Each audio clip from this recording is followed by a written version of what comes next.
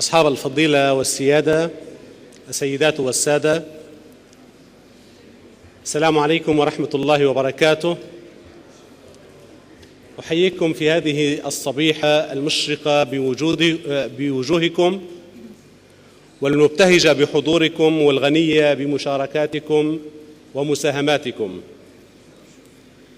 بداية أتوجه بالشكر الجزيل إلى دولة قطر لما تمثله هذه الدولة الرائدة من واحة للخير وجسور للتواصل وملتقى للحوار.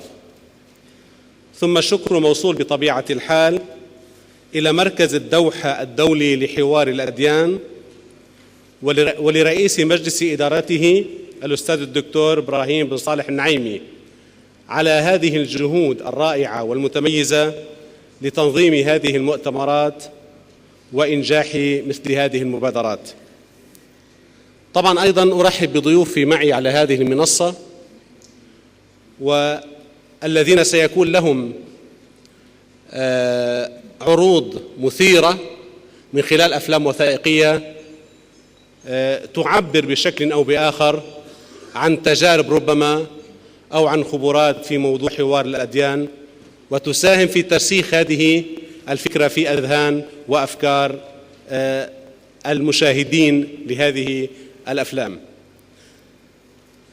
جلستنا النقاشية العامة الثانية أيها السادة مخصصة لعرض مجموعة من الأفلام الوثائقية، والتي يريد منتجو هذه الأفلام أن يوجهوا جملة رسائل تصب في خدمة مشروع حوار الأديان.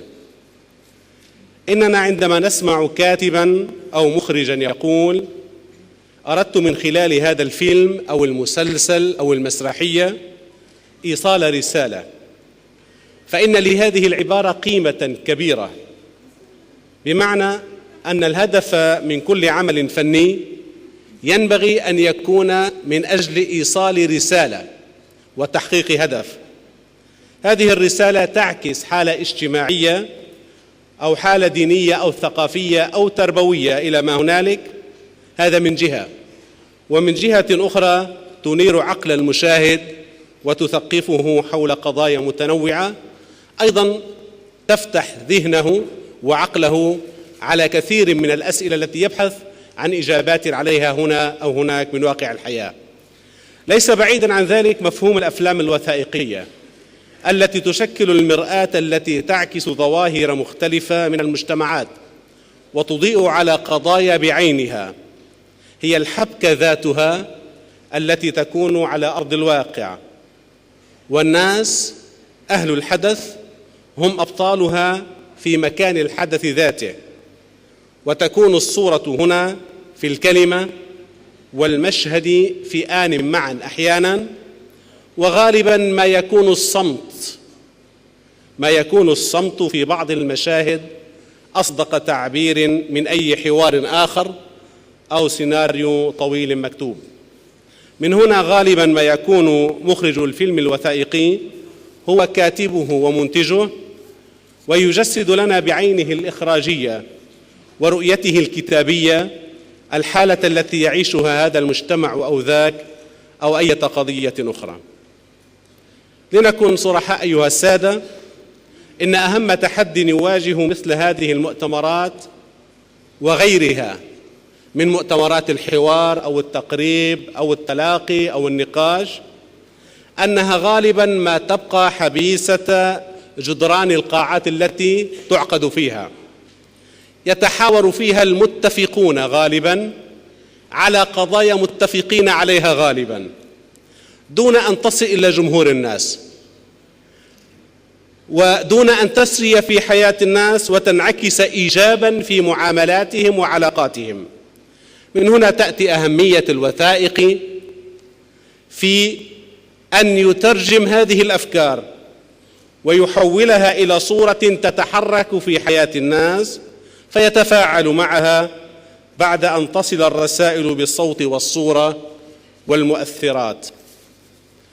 لأن الإعلام فعلا هو الوسيلة التي إما أن تبني وإما أن تهدم. يعني إذا رأيت الأبيض يتحول إلى رمادي ورأيت الرمادي يتحول إلى أسود، ورأيت الأسود يتحول إلى عدوان، فابحث عن الإعلام. ضيوفنا اليوم لديهم منتجات أفلام إنتاجية وثائقية يحاولون من خلالها إيصال رسائل. أرحب بهم جميعا. أبدأ على يميني بالأستاذة زلفة عساف من الجمهورية اللبنانية، هي منتجة أفلام وستعرف عن نفسها أيضا. القس ستيفن مارتن من الولايات المتحدة الأمريكية، السيد جاكوب باندر من الولايات المتحدة الأمريكية، السيد دانيال توت من الولايات المتحدة الأمريكية. بطبيعة الحال نحن سنبدأ بعرض، سيكون لدينا 4 أفلام وثائقية، سيكون مقدمة لمنتج الفيلم، ثم يكون العرض، ثم يكون نقاش حول هذا الفيلم، نقاش نتشارك فيه معا، نطرح بعض الأسئلة على منتج الفيلم، ثم ننتقل بعدها إلى الفقرة الثانية أو الفيلم الثاني أو العرض الثاني فالثالث فالرابع وهكذا. ونبدأ بداية مع الأستاذة زلفة عساف من لبنان، بلد التعدد الطائفي والمذهبي وبلد الحوار، حوار الحضارات والثقافات والأديان، فلتتفضل.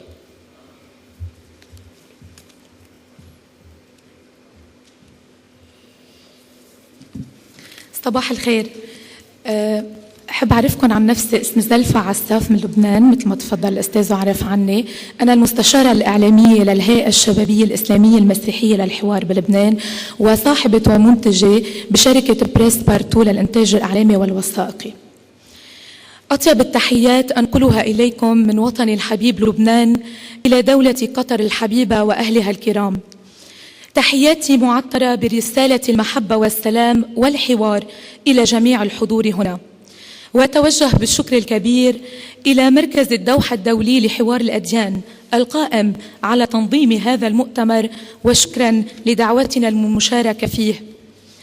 سوف تتمحور مداخلتي حول مضمون وأهمية الفيلم الوثائقي أثواب نورانية الذي أنتجته قناة الجزيرة الوثائقية ونفذته شركة بريس بارتو للإنتاج الإعلامي والوثائقي، والفيلم هو من فكرتي وبحثي وكتابتي ورؤيتي. فيلم أثواب نورانية يحاكي في مضمونه فكرة جديدة وغريبة، هي فكرة اللباس الديني لرجال وعلماء الدين لدى معظم الطوائف في الأديان السماوية، فيظهر مدى جمالية حوار الأديان من خلال الالتقاء على روحانية خدمة الله رغم تنوع اللباس الديني بين الطوائف.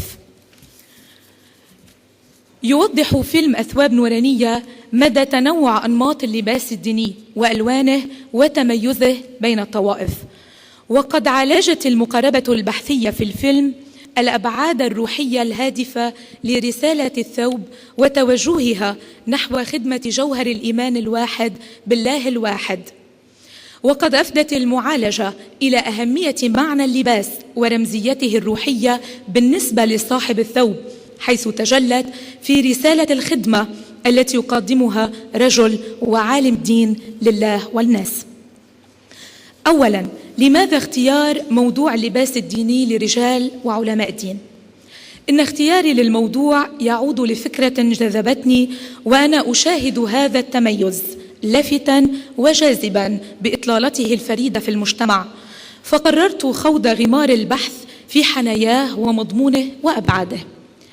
بلا شك لقد اخترت تخصيص فيلم وثائقي عن اللباس يعرض في طياته لمناجاة بحثية وعلمية وروحانية في الآن عينه، ليقيني أن هناك لغة إشارية تخاطبنا بمدلولاتها العقائدية لتدلنا من خلال اللباس على جوهر الإيمان بالله الواحد.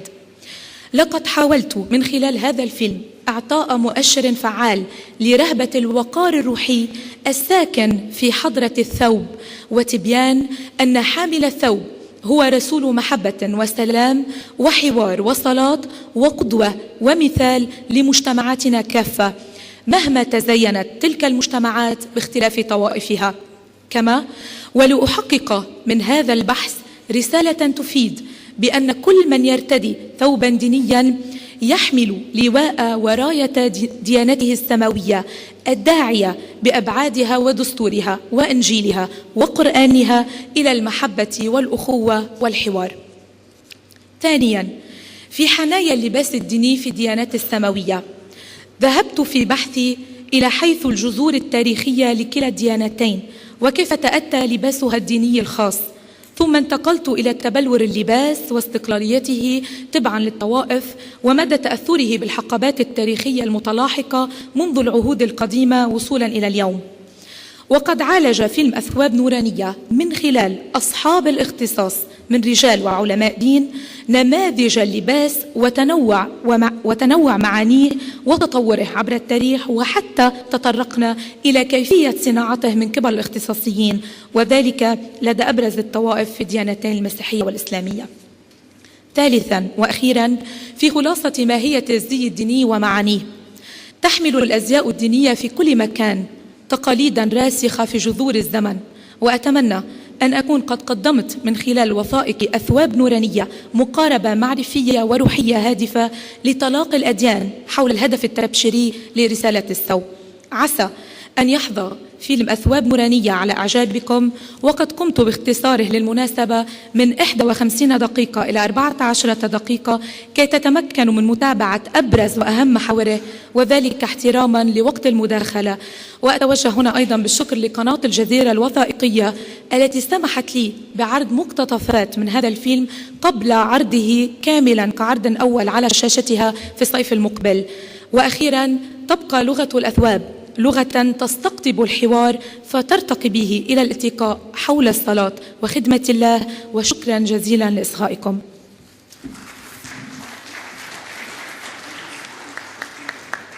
نبقى الآن مع عرض الفيلم.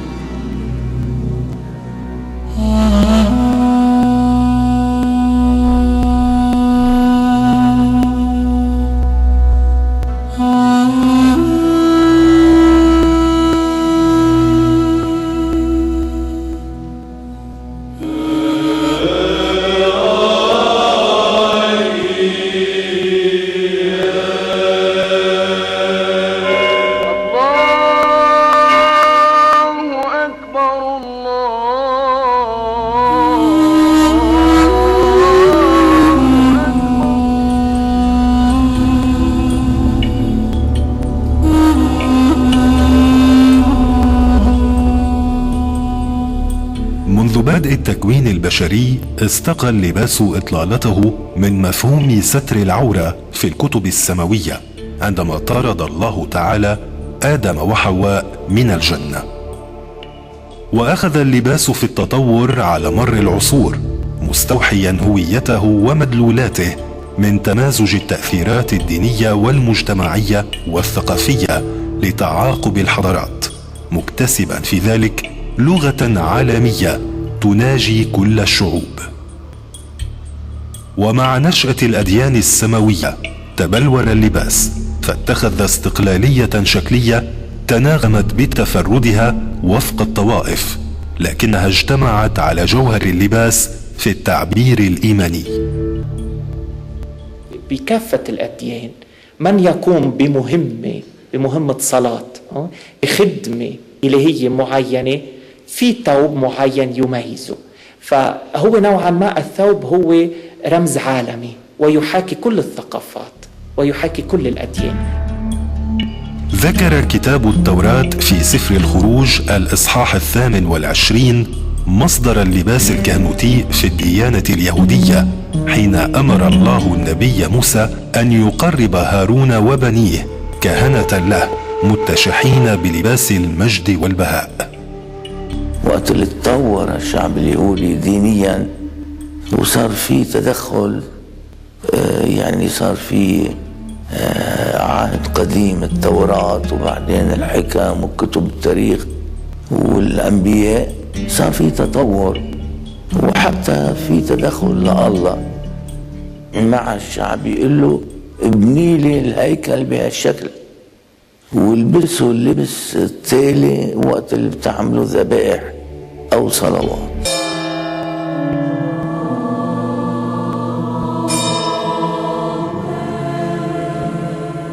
كل كنيسة هي شعب، هي الثقافة. هالثياب أو اللباس اللي ظهر هو تقليد شيء عم بيعيشه الشعب. الكنيسة ضلت لأنه كان في مجامع عم بيجتمعوا مع بعضهم، هذا مجمع اجتماع، ضل في ترابط. يعني من إلى حد ما منلاقي هالاختلاف الكبير بين اللباس بالشرق واللباس بالغرب. الكنيسة الغربية تفاعلت جدا مع العالم الروماني، الكنيسة البيزنطية تفاعلت جدا مع العالم البيزنطي والإمبراطورية البيزنطية. تعتمد الكنيسة المسيحية نوعين من اللباس: اللباس اليومي الذي يرتديه رجل الدين في الأيام العادية ويرمز إلى التكرس والبساطة. اللون الأسود هيدا نحن مأخوذ أنه بسبب ضعف الإنسان وخطيئته اللي بيعيشها يوميا، صار هالأسود هيدا تعبر عن هالخطيئة اللي لبست اللي بيمارسها الإنسان من بعد ما ينال الثوب الأبيض بالطهارة بالمعبودية. نلبس هيدا اللون الأسود تشوقا، نتشوق إلى أنه نتبرر ونتطهر بحياتنا كل يوم. تختلف ملابس الطقوس في الكنيسة عن الملابس اليومية، إذ أعطى العهد الجديد لللباس الطقسي طابعا مقدسا، وتعتمد معظم الكنائس المسيحية 4 قطع أساسية في لباسها الليتورجي أو الطقسي، وهي القميص، البطرشيل، الزنار، والبدلة. تتبدل هذه القطع سيادة أو نقصانا أو حتى استبدالا من طقس إلى آخر. نحن ما كان عندنا تاج، لأنه التاج بيرمز إلى الملوك، ونحن ما لنا ملوك، نحن رعاة. من هون المطران بيحمل دائما عصا الرعاية.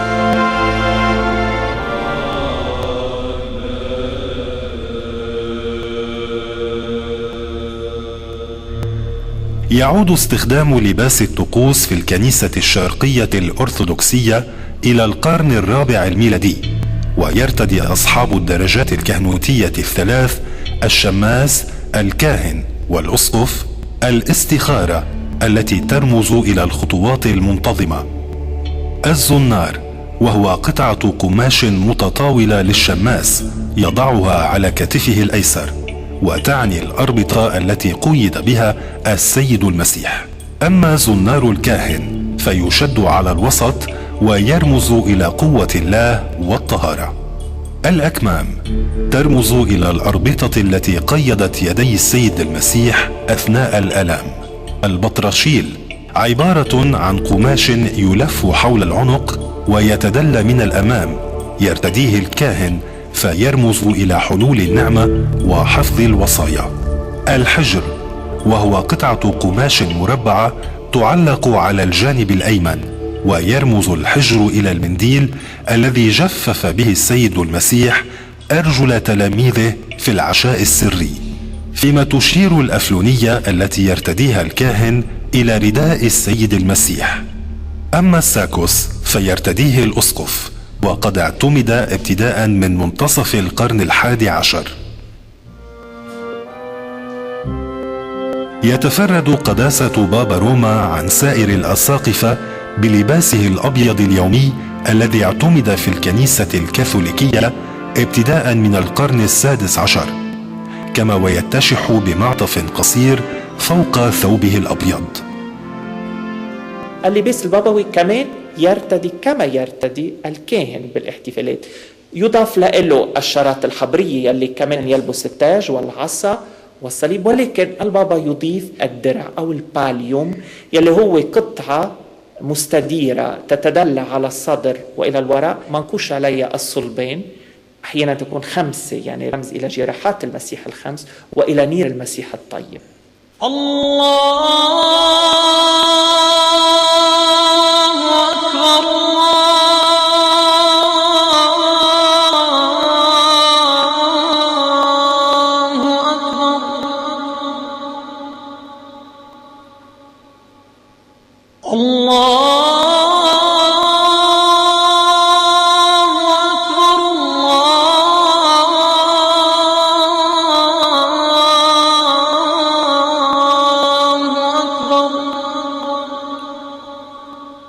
إن اللباس نعمة من نعم الله عز وجل على عباده، وقد أخبرنا الله عز وجل في القرآن الكريم أنه علم نبيه إدريس صنع اللباس، قال تعالى: وعلمناه صنعة لبوس لكم لتحصنكم من بأسكم. فيما يرتبط بلباس رجل الدين عند المسلمين، نحن ليس لدينا لباس رجل الدين ولباس رجل الدنيا. هذا اللباس الذي يعرف اليوم بأنه لباس رجل الدين كان لباس العرب والمسلمين في صدر الإسلام. من زمن هارون الرشيد إلى الآن عرف القضاة، ومن بعد القضاة عرف المفتون والأئمة بثوب خاص وبزي خاص يميزهم عن العامة. يظهر كل بلد تقليده الخاص في زيه الديني، لكنه يحافظ على السمات الشرعية العامة للكسوة الدينية التي تفرضها هيئة الأوقاف في العديد من الدول الإسلامية. ويحظى العلماء والوعاظ والأئمة والمؤذنون بارتداء اللباس الديني تبعا لمكانتهم الروحية. وبالإضافة إلى لباس الرأس، يرتدي أهل السنة في بلاد الشام الجبة والعباءة أحيانا، بينما يتميز لباس المذهب الشيعي بالقميص والسروال والصاية أو الجبة والعباءة المشلح. يعتمر علماء الدين من أهل السنة في بلاد الشام عمامة بيضاء يتوسطها الطربوش الأحمر العثماني. تتألف العمامة من قطعة من الشاش تبلغ حوالي 15 مترا، تطوى إلى ثنيات متناسقة، ثم تلف بشكل دائري حول الطربوش بتقنية عالية حتى ترتفع طبقاتها فتتماسك مع الشد المتواصل إلى أن تأخذ الشكل المطلوب لناحية الطبقات والعلو وفق رغبة لابسها. يتبع المذهب الشيعي نهج الحوزات العلمية في لف العمائم، فتعتمد طريقتان: الطريقة القمية حيث تلف العمامة بشكل دائري بواسطة قطعة من الشاش تبلغ حوالي 14 مترا، ثم تترك مفتوحة من الأعلى. أما الطريقة النجفية فتتبع فيها المراحل عينها، لكنها تغلق من سطحها. ويعتمر العامة من علماء الدين الشيعة العمامة البيضاء، أما السادة فيضعون العمامة السوداء تبعا لسلالة الرسول عليه الصلاة والسلام.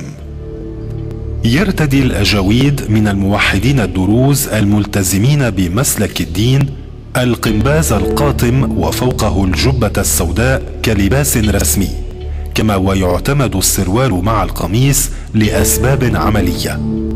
أما المشايخ فيرتدون العباءات في المناسبات الدينية والاجتماعية، وهي على 3 أنواع: العباءة السوداء ويلبسها معظم رجال الدين وهي طويلة تصل إلى القدمين، ويرتدي بعض المشايخ تحتها العباءة الحمراء أو العباءة البيضاء. أصبح رجل الدين يرتدي العباءة الحمراء إذا كان ملتزما ومنقطعا للدين، يرتديها في مناسبات أو في الاجتماعات الدينية، ولا يرتديها أثناء عمله. وهناك العباءة البيضاء تدل على أن الإنسان في داخله نور وظلمة متساويان، وعليه أن يسعى بعلمه وعمله ليرجح النور على الظلمة. الشاب المسلم حينما يرتدي هذا الزي ويخرج في الشارع يراه الناس ويعجبون به، فنرى هؤلاء الطلاب ونرى مشايخنا وأساتذتنا وعلماءنا يسيرون في الطرقات بهذا المظهر، نجلهم ونحترمهم ونوقرهم ونجعل ونثني عليهم الخير كله. ودي أكبر خدمة سامية، لأن طبعا خدمة ربنا هي الخدمة الوحيدة اللي بتظل مع الإنسان. ينبغي أن يكون رجل الدين رجل الإصلاح، رجل المحبة، رجل الطهر، وإلا فليخلع هذا اللباس وليرتدي لباس عامة الناس.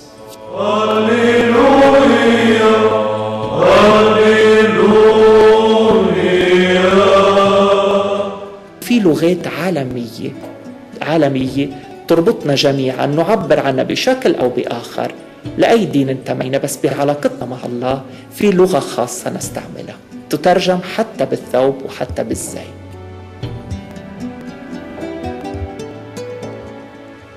لا يجب أن نختلف في غايتنا وفي رسالتنا، الرسالة واحدة والدين أتى ليخلص الناس.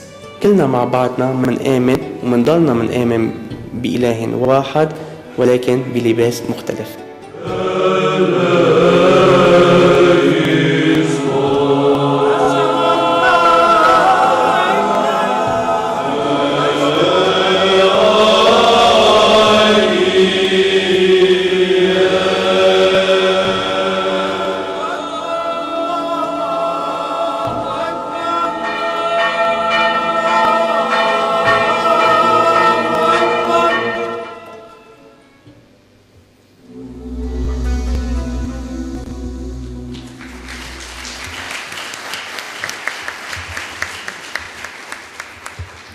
شكرا زلفة، بذلت جهدا كبيرا وفتحت شهيتنا على أن نشاهد الفيلم على قناة الجزيرة الوثائقية. بذلت جهد في إنتاج الفيلم وبذلت جهدا أيضا في اختصاره، فكان اختصارا غير مخل. لكن في سؤال، أنت أتيت من لبنان بلد التنوع، تعدد الديانات والمذاهب، كيف يستطيع عالم الدين أو رجل الدين في لبنان أن يخدم قضية الأديان، خاصة نلاحظ في لبنان التداخل الكبير ما بين السياسي والديني؟ أنا برأيي رجل الدين هو رجل دين أو عالم دين، ورجل السياسة هو رجل سياسي. وأنا بنادي جدا بفصل الدين عن السياسة، خاصة مثل بلدنا في نزاعات سياسية، في اختلاف آراء، في تعدد وغنى طوائف، فيجب أن يكون هناك فصل. وأعتبر أنه الحوار بلبنان يسير نحو الأمان، يعني الحوار الأديان، لكون جميع رجال الدين أشخاص منفتحين. من الأشخاص اللي لمستهم بهيدا الوثائق اللي شفناه هن أشخاص منفتحين على الدين الآخر ويؤمنون برسالة واحدة هي خدمة الله والناس. تعتقدين أن مثل هذا الفيلم سيوصل للرسالة المطلوبة، سيحقق الهدف؟ أعتقد نعم، بكل تواضع، لأنه يعني أبرز أهمية اللباس وأبعاده ومعانيه، واجتمع على الرسالة الواحدة بالإيمان بالله الواحد رغم تنوع هذا الثوب. أريد أن أخذ بعض المشاركات من الجمهور. تفضل شيخ حسن، إذا في مايك يا شباب. بينما يأتي الميكروفون، هل يعتبر هذا التنوع في اللباس الديني لرجال الدين وعلماء الدين، هذا التنوع هل هو يعتبر تنوع إثراء إعطاء صورة جمالية بعمق أخلاقي وقيمي، أم أنه هو ليتميز عن الناس ويكون له موقع القداسة وينال الاحترام فقط المطلوب دون تجاوز هذه الشكليات إلى الجوهر؟ بما يتعلق بالتميز، كل صفة أو كل حدا، مثلا الضابط يرتدي لباس معين، التلامذة يرتدون لباس معين، هذا ليس تميز بداعي التعالي يعني والتكبر، إنما بداعي الدلالة على جوهر حامل هذا الثوب وأهمية المضمون الذي يحمله بحمله لواء راية الإيمان والديانة السماوية التي ينادي بالتبشير بها. يعني هو للدلالة ويعني الذهاب له كمرجع، كمان كمرجعية. يجب أن يكون هناك لباس متميز له لكي يعرف عن عامة الشعب وليس بقصد الزهو والتعالي. وصل الميكرو الشيخ حسان، تفضل. بسم الله الرحمن الرحيم. أولا أنا أشكرها على هذا العرض والثنائية والتصوير الجمالي والبعد في الصورة. فقط هناك نقطتان أنا أركز على أن الله جميل يحب الجمال. صحيح. فالجمال جزء من الذوق وجزء من الحياة، ولا يمكن للحياة إلا أن تكون جميلة، والحياة جميلة، وما خلقنا إلا لنعيش هذا الجمال حبا لله وحبا للكون وللحياة. ثانيا، مظهر رجل الدين في كثير من الأحيان لابد أن يخضع للعرف والعادة والواقع، وأن يتماشى مع المحيط، فلا يمكن للباس أن يصلح في بيئة معينة أن ننقله إلى بيئة معينة، مثلا إلى السويد في درجة الحرارة حيث 20 و30 تحت الصفر. مسألة ثالثة فقط ملاحظة، أنا مع السياسة في الدين، ولكن أنا ضد تحزيب الكنائس والمساجد والمعابد. نعم للسياسة في الدين، لا لتحزيب الدين. وشكرا.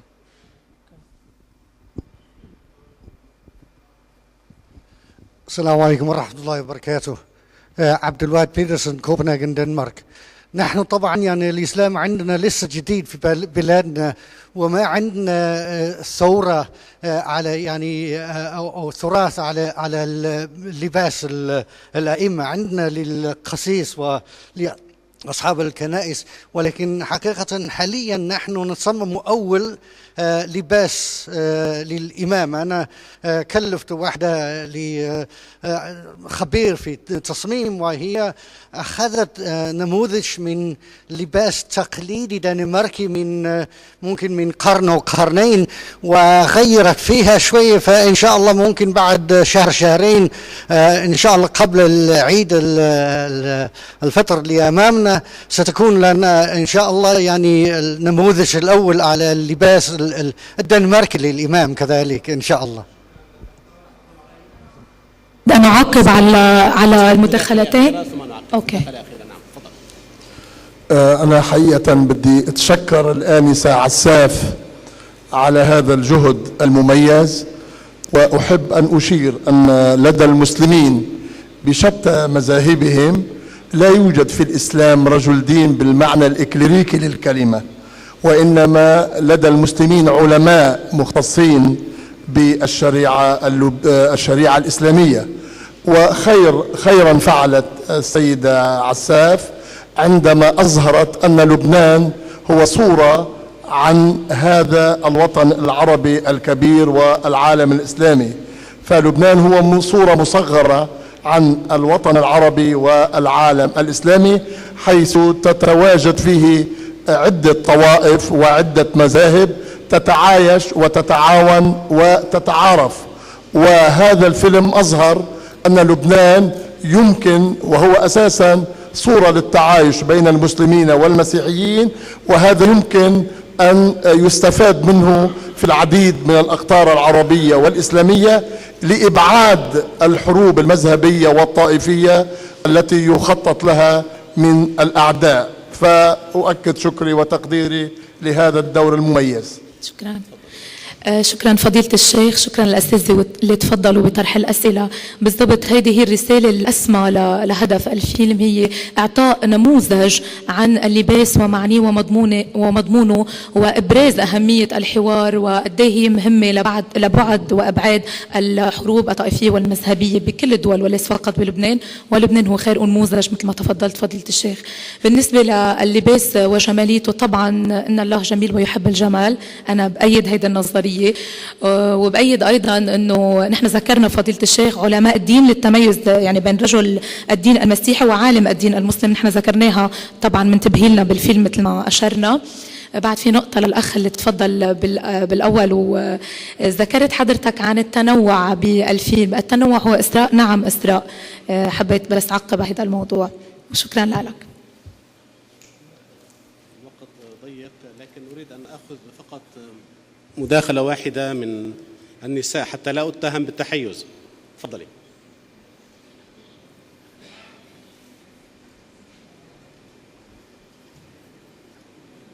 لو سمحتي بس حتى يعرفك توقفي إذا كان ممكن. أيوة. Thanks a lot thank you for your film. The visuals are amazing. I was just wondering why the patriarchal approach in your film. Why was it just exclusive to male figures of religion? Because there are women of religion as well. Why didn't you explore nuns and their habits, women taking the veil, Catholic women choosing to put on the veil while going to church? Why didn't you explore that? Thank you.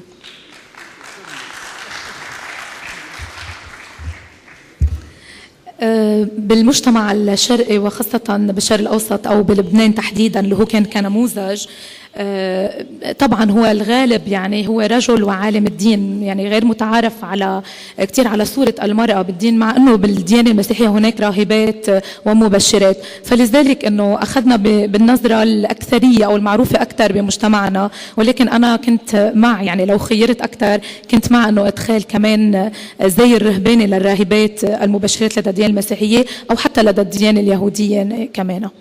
شكرا. سؤال أخير، شفنا رجل الدين المسيحي عالم الدين المسلم، الديانة الثالثة لماذا لم تكن واردة؟ نعم، بالعكس نحن انطلقنا من الديانة اليهودية بسفر الخروج، واللي هي منطلق اللباس الديني، يعني انطلقت من تبشير وقتها الله كلم نبي موسى وأمره بجعل لباس لهارون وبنيه، وأعطى صفة لهذا اللباس، صفة المجد والبهاء للوقوف قدام الله. والكهنة يعني لخدمة الكهنوت لازم يكون بلباس بهاء ومجد. وهون انطلق اللباس من الديانة اليهودية من سفر الخروج تحديدا بالعهد القديم. شكرا زلفة على كل شيء وعلى التزامك بالوقت بشكل رئيسي وإجاباتك الغنية شكرا. أيضا. الآن نبقى مع القس ستيفن مارتن، لتفضل.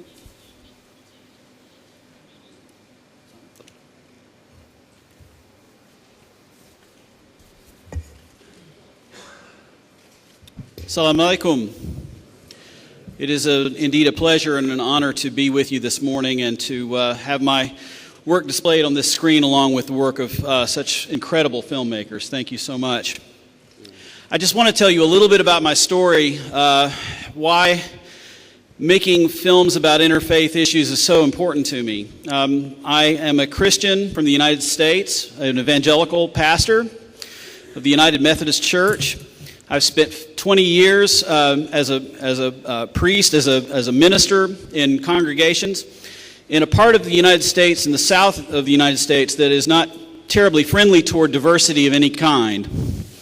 We have a history of racial problems in my part of the country, and yet I grew up in a town where there was a great deal of diversity, and this diversity was demonstrated to me in so many wonderful ways.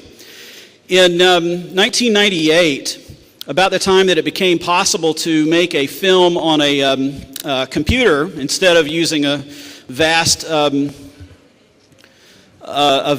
array of video equipment in an editing suite, I decided to make a film on a part of our community that most people didn't know about. The film was called Muslims in Appalachia. I felt like it would be a good idea or a very interesting project for me to try to learn something about the Muslims that lived in my part of the world, and especially a great deal of curiosity that I have about what it would be like to be part of a minority religious community in the context of a society that doesn't necessarily support that minority religion. Through the encounters that I had in making that film, I grew a great bunch of friendships that came out of that. You also become, I think, somewhat emotionally attached to people when you, after you interview them, you put their faces on the screen, and you see their faces, you see their expressions, you see their humanity over and over again. And it grows on you, it affects you. And where I had never had any real exposure to the Muslim community in my part of the world, through this medium of making a film, I did. And again, I grew very close to people as I watched them on the screen, as I worked with their words and their images. And I was very gratified when this film, this very modest film, was broadcast on public television in the United States shortly after its release, 6 stations or so, in August of the year that it was released. This was very exciting to me. And then 1 month later, after this release, came the 9/11 attacks. And suddenly, American Islam was thrust into the forefront. People were asking questions in my part of the world about their neighbors. Should they be afraid of their neighbors? Should they be concerned about their neighbors? And PBS program directors had only a few programs on their shelves that had any kind of a sympathetic look towards American Islam. Mine was one of the only ones. And so I was blessed to have the program broadcast by 45 stations in the United States to over 70 million households. And I very quickly realized that this medium of film can connect people. It can join people together and grow relationships when we don't have the opportunity to have those relationships on our own. The medium of film, by showing people's faces, by showing their expressions, their love, their humanity, this medium can somehow be a tremendous instrument of peace. Many years later, I produced the film that you're about to see a portion of now. The attempt of making this film was to carry forward this work that I'd begun many years ago. But especially this film was designed with a purpose in mind. American evangelicals have a terrible reputation for being Islamophobic, for being closed-minded towards other faiths. And this is not my experience. Yes, there are some closed-minded people, but I have found that people are people, and people have all kinds of degrees of openness in their lives. And so the film that I'm about to show you shows some vignettes of especially evangelical Christians who have opened their hearts to people of other faiths and how that has profoundly changed the direction of their lives. Today I do a lot of work with Clergy Beyond Borders, an organization that I think is demonstrating the very best in interfaith. And I think at the best, our organization tries to demonstrate in various ways a profound friendship that exists between its founders, Imam Yahya Hindi and Rabbi Jerry Serrata, and now myself, Stephen Martin, as a Christian amongst the three. A profound friendship that beyond dialogue, beyond conversation, beyond mutual understanding, a profound friendship in which we would do just about anything for each other. And this is the kind of thing that I think is the hope of the world. It is what I'm trying to demonstrate not only through my own life and my own ethics, but my filmmaking work also, and to also show other people on the screen that do the same kind of work. So now I will show you about 20 minutes of this film. It has a provocative title for marketing purposes called Islam in America, the Christian Truth. And the idea of the Christian truth is that the truth is love is of God, and God is love. And when we love each other, when we experience love, we experience God also. And this comes even in the context of interfaith relationships. Salam.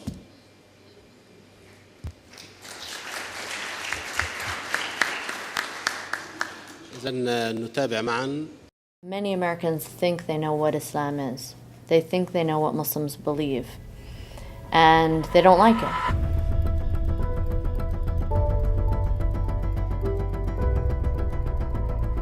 This is America. America is one nation under God with liberty and justice for all.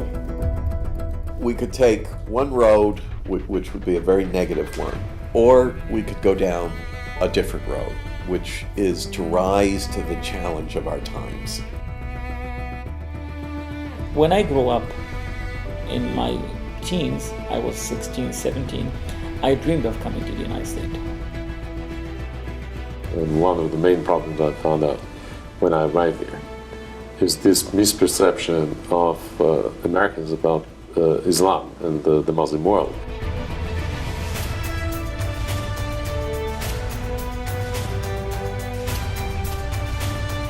Pastor Terry Jones, a nobody.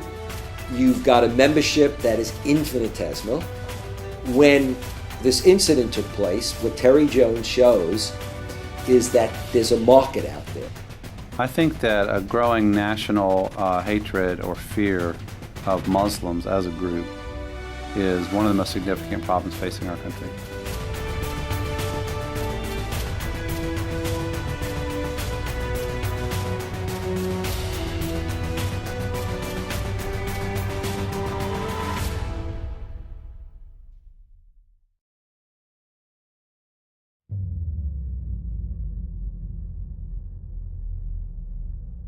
At the end of August in 2010.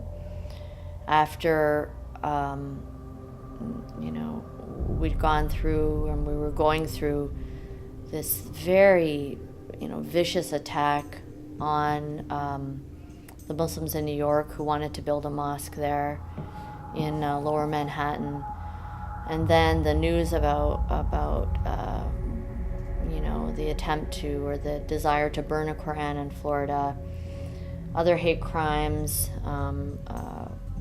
arson against mosques. I was starting to feel very, very down. Everybody paid attention to the Park 51 Muslim Community Center deal. Everybody paid attention to the ridiculous Terry Jones burning the Quran deal. I might say that the Murfreesboro Mosque thing strikes me as, in some ways, the most significant of all of them. Because this is just an average American community with enough Muslims that they want to build a mosque. Nothing especially symbolic about it. Nothing particularly resonant about the location. Just a group of fellow Americans who want to build a worship center. That worries me as much as anything, because that says erosion of religious liberty protections and encroachment of hatred of some of our fellow Americans, kind of at the basic grassroots level. If it could happen in Murfreesboro, Tennessee, it can happen in any community in the U.S.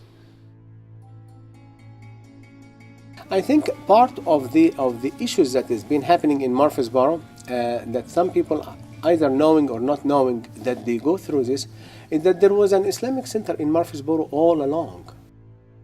We started way back. We did not have an issue at all until about 2 years ago, when basically we got our plan approved for the extension or the expansion of our community center.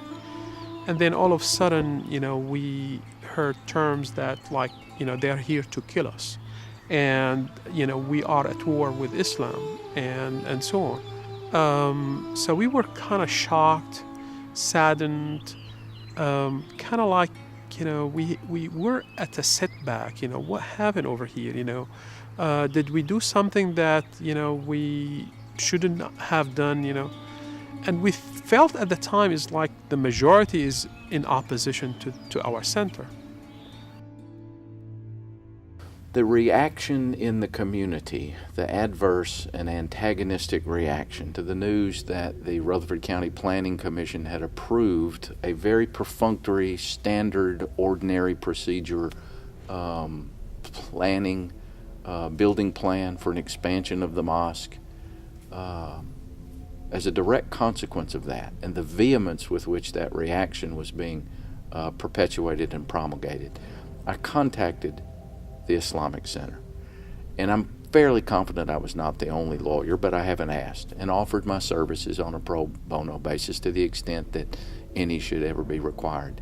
Well, I was met with great gratitude and very quickly was called into service to assist the mosque and its board of directors in a number of fronts.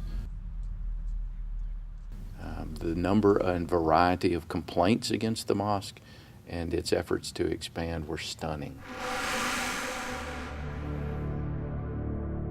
I don't know how all of this came to be, but a little nucleus of people, some with some money, began to, protest this situation, that they didn't meet the requirements and it wasn't properly advertised that they were going to have the meeting. And of course the officials, who are of all persuasions, were baffled at this protest. And then of course it grew to where there was there were letters and there were all kinds of things going on, and finally they had this huge march down East Main Street.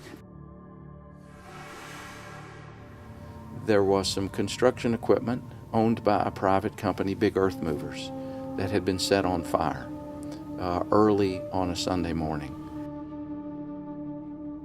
I happened to be out riding my motorcycle, and rode by the site. And there were a number of people that were there, representatives of the Islamic Center, and I stopped to offer support, to let them know that there was help available to them and that they weren't alone and that sort of thing. There happened to be some television news crews there. This was not an isolated incident, and unfortunately it was not the first incident at the site.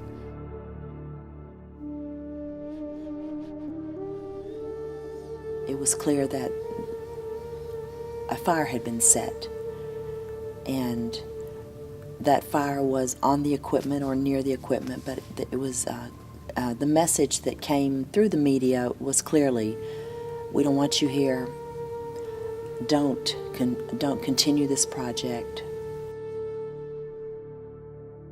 And then, like the second day after the arson, I was here with CNN crew and with ABC crew, and all of a sudden we heard gunshots.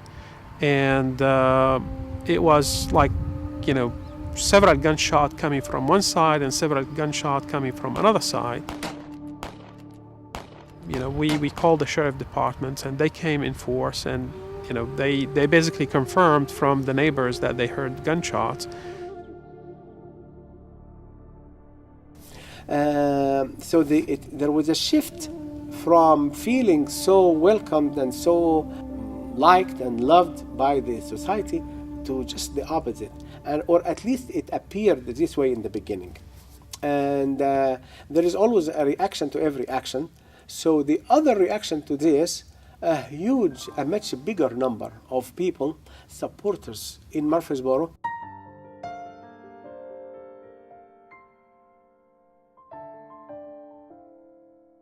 We had a prayer vigil at the courthouse. And as we came out, of course, there were some demonstrators against what we were doing. We weren't doing anything except just offering some prayer for the community and for things to work out peacefully and this and that. And there was a lady who was holding a sign, said, we don't want a mosque here. And I wanted to say, lady, how dumb can you be? You've had a mosque here for more than 20 years.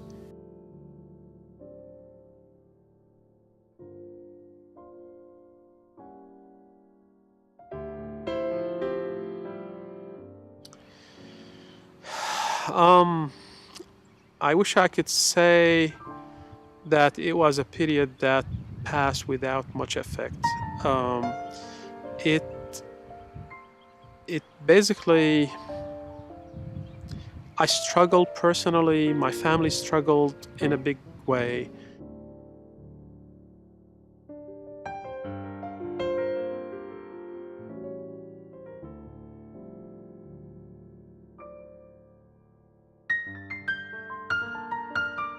The people that I come in contact with professionally and personally, and I've had countless occasions in which people have said, thank you so much, John, for your letters to the newspaper, for your appearances on television, for your willingness to stand up for what's right. We just are aghast at how our Islamic community is being treated.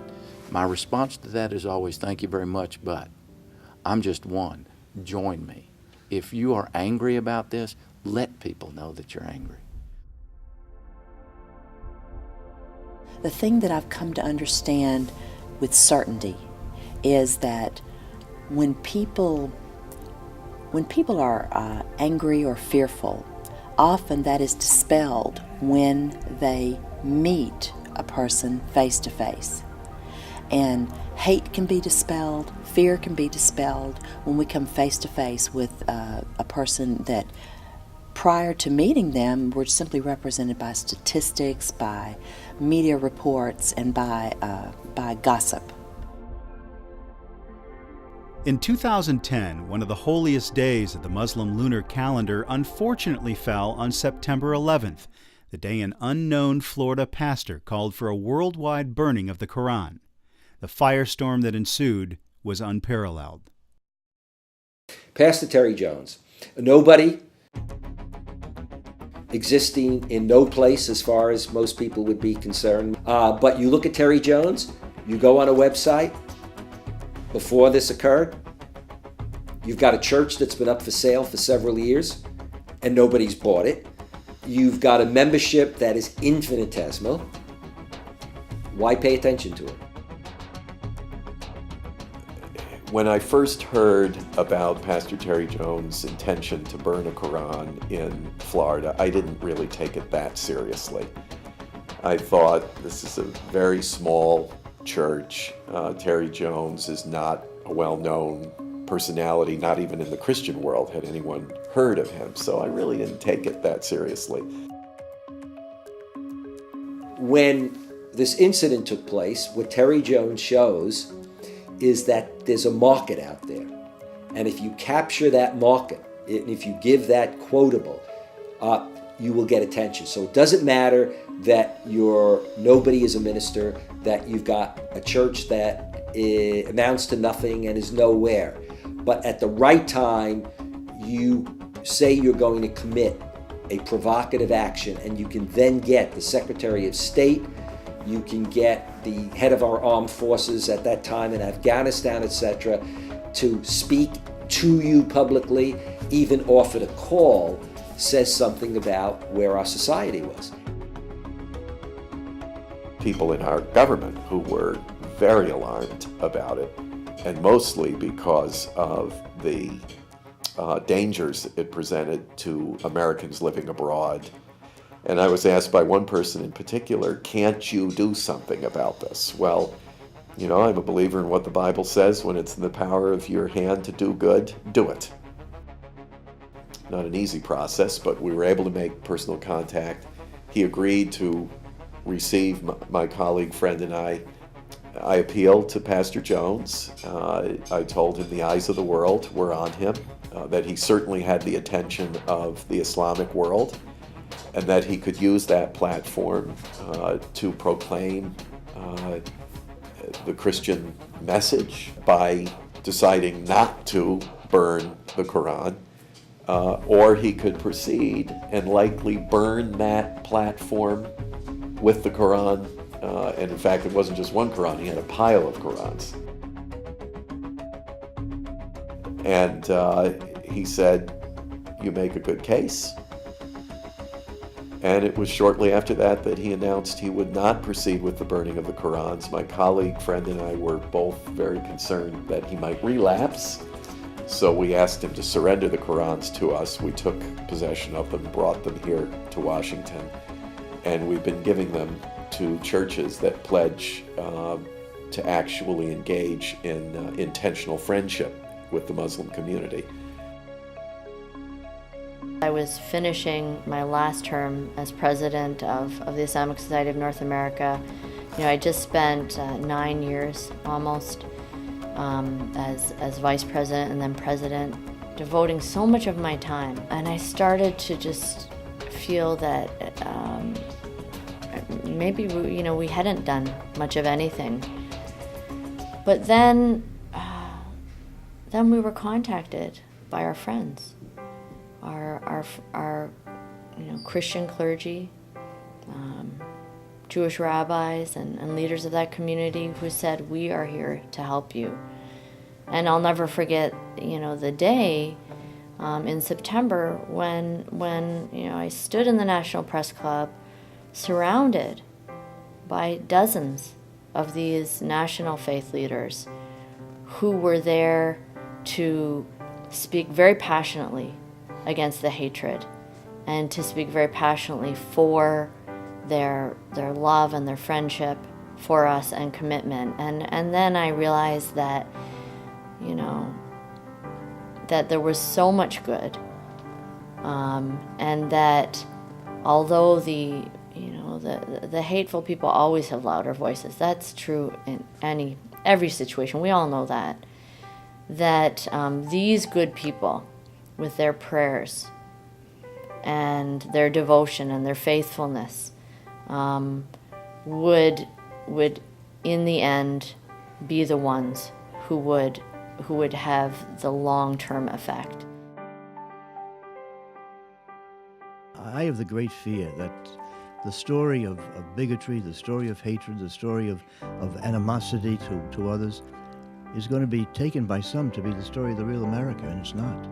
This is not America. This is not our country. And we have to make sure that our country is known around the world as a place where liberty of religion, where respect for your neighbor, where love for your neighbor, where these things are the most prominent in our society. As an evangelical, I say to those who do this, I say, you bring dishonor to the name of Jesus Christ. You directly disobey his commandment to love our neighbor. You violate the command, you see, not to bear false witness. And not least of all, you drive the watching world further away from any interest in our gospel message. Lastly, let me say one more thing. Watch out for so casually trampling on the religious liberty of others. You may be able to do that when you are the majority.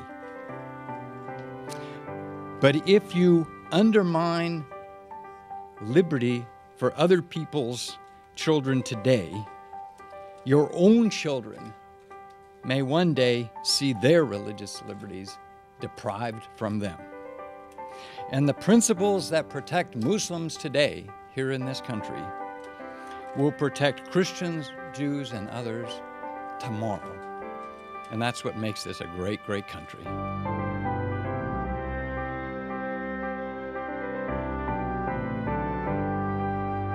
The end of Ramadan comes to Fez, Morocco, and all over the world.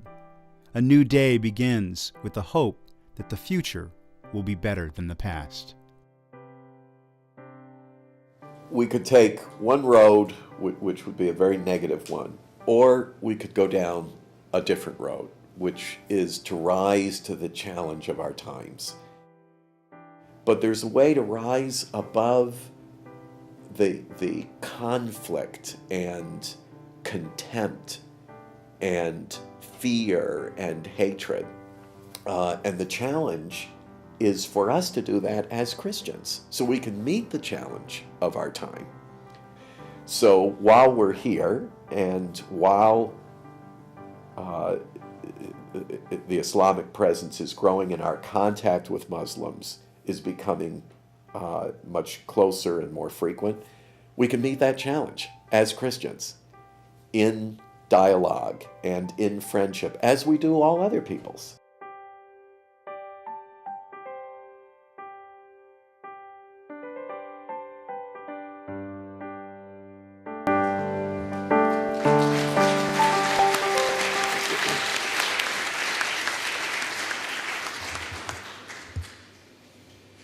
كان عرضا ممتعا رغم أنه تعدى الوقت المطلوب، وربما سيكون على حساب النقاش وأخذ المشاركات من الجمهور.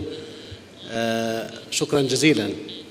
نأخذ بعض المشاركات وباختصار شديد لو تكرمتم. تفضلي.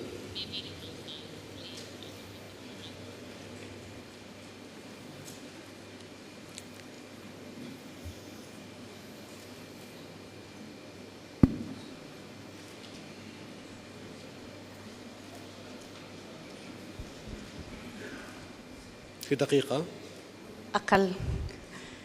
طيب أشكر هذا العرض القيم، وصراحة كنت أتمنى من الإعلام الأصفر الذي يحرك النزاعات بين الشعوب وبين الأمم وبين الأديان أن يتحول إلى إعلام أخضر ويقوم بعرض مثل هذه الأشرطة الوثائقية، سواء على مستوى الإعلام التلفزيوني المشاهد أو على مستوى المؤسسات التعليمية والجامعية، لنتعارف ولنعرف بعضنا البعض.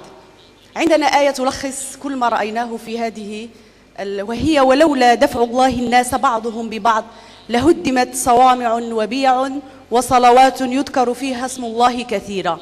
فمعنى أن التدافع الحضاري هو تدافع مطلوب بين جميع الشعوب والحضارات والأديان، وللأسف الشديد علينا أن نعي جدا أنه كما يوجد حمقى ومتعصبون في كافة الأديان، يوجد حكماء وعقلاء، فينبغي على العقلاء أن يتكاثفوا في جهودهم مع بعض، وينبغي أيضا أن لا نحاكم مجتمعا بأكمله لأن أحمقا ما قام بعمل مخالف لدين ما.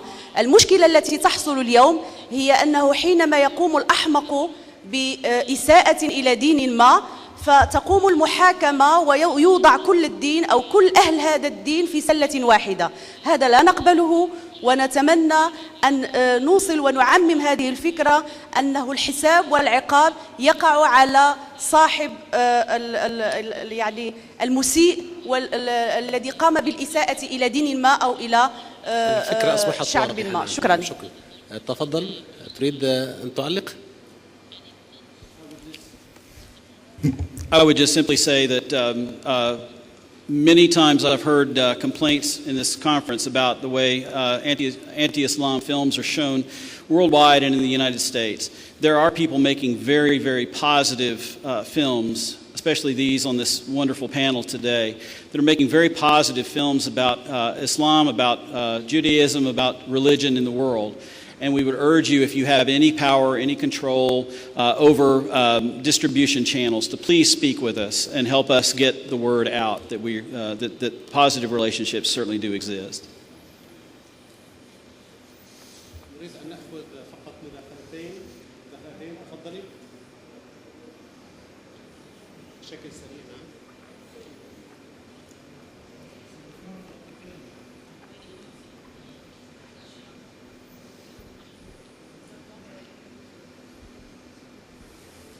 Hi, my name is Aziza Hassan and I'm from Los Angeles. I've been doing interfaith work for some time.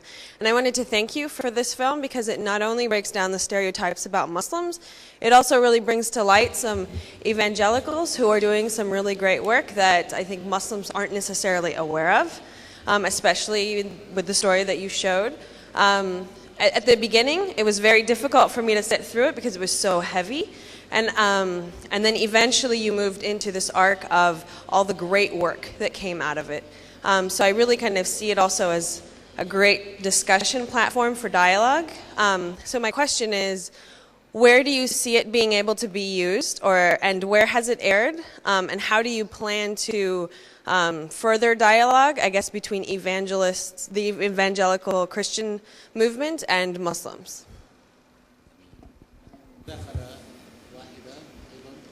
ثم يكون تفضل هناك في وسط القاعة.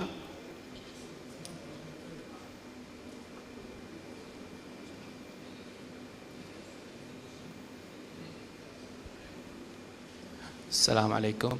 Just a very quick question. Do you think the majority of American people are a victim of the media in the United States?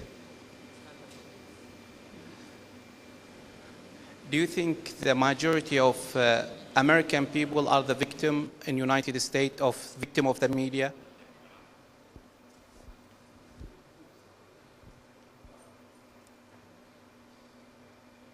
I'm sorry, I couldn't hear the question at all. Do you think the majority of American people are victim of the media in the United States? Absolutely.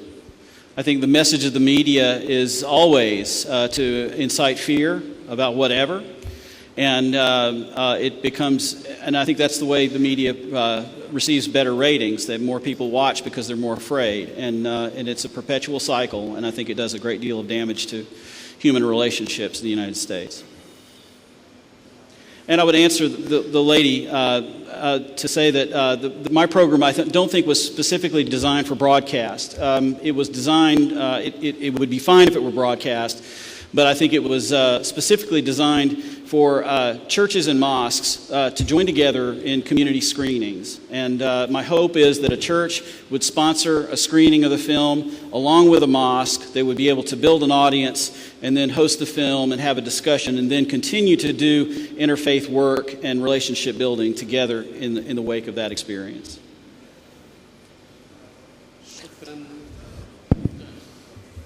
شكرا القس ستيفن مارتن على هذا العرض الشيق وذا المضمون أيضا المفيد والذي يحمل قيما ومبادئ تحتاجها الإنسانية في مثل هذا الزمان الذي تتصارع فيه ربما الأفكار وربما السياسات وربما الإعلام يأخذ دورا بعيدا في تأجيج هذه الصراعات. الآن نأخذ السيد جاكوب بندر من الولايات المتحدة الأمريكية، له تجربة رائدة من التاريخ يريد أن يعرضها علينا، فليتفضل.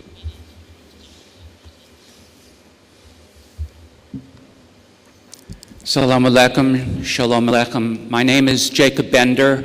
I'm an American Jew from New York City. On the morning of September 11th, 2001, I was walking in Central Park with my wife and baby daughter, and a plane flew over our heads, its wings going like this.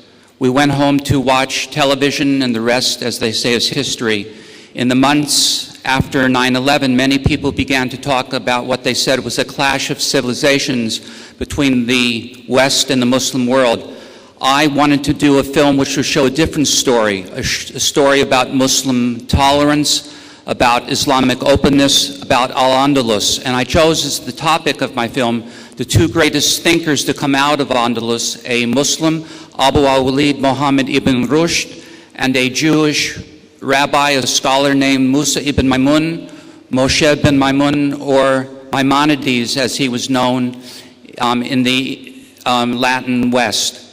The film takes me on a journey around the Mediterranean looking for and exploring Jews, Christians, and Muslims who are using their religion traditions to support peace and justice and tolerance after 9/11. The film picks up here in Egypt in an old synagogue and this is where we begin the film now. Maimonides lived in Egypt in the 13th century when he was the court doctor to Salah ad-Din. So I present to you Out of Cordoba, a film about Al-Andalus, Maimonides, Musa ibn Maimun, Ibn Rushd, and the story of religious coexistence. Thank you very much.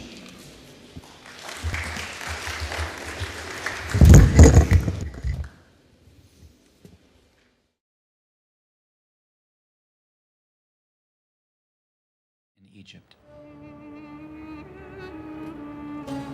Of my two wise men from Cordoba, it was Maimonides who actually spent part of his life in Egypt. He arrived with his family from Morocco in the year 1165, still a young man. Cairo at the end of the 12th century was one of the most intellectually stimulating cities on the planet, home to Al-Azhar, the world's oldest university. Inspired by this environment of brilliance, Maimonides set about revolutionizing the Jewish religion with the writing of a single work. In an almost arrogant endeavor, Maimonides summarized all of Jewish law in one book, which he called the Mishneh Torah. Although strongly criticized at the time by other rabbis for its audacity, it has since become one of the foundations of the Jewish religion.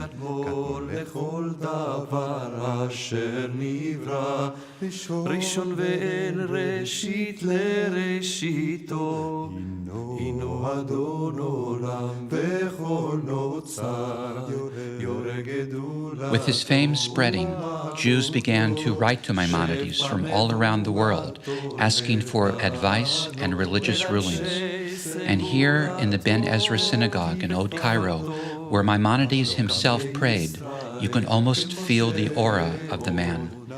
For it was here only a century ago that this building divulged a great treasure.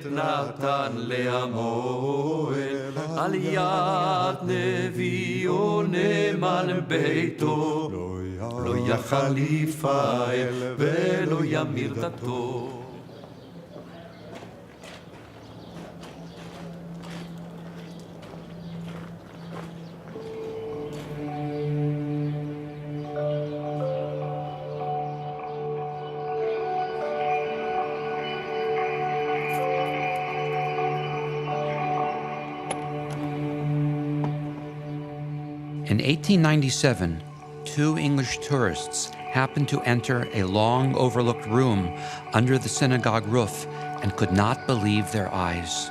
they had stumbled upon hundreds of thousands of old Arabic and Hebrew manuscripts dating from the 10th to the 15th centuries. The documents included religious texts, correspondence, and business contracts, as well as manuscripts in Maimonides' own handwriting, including his signature, Rabbi Moses, son of Maimun.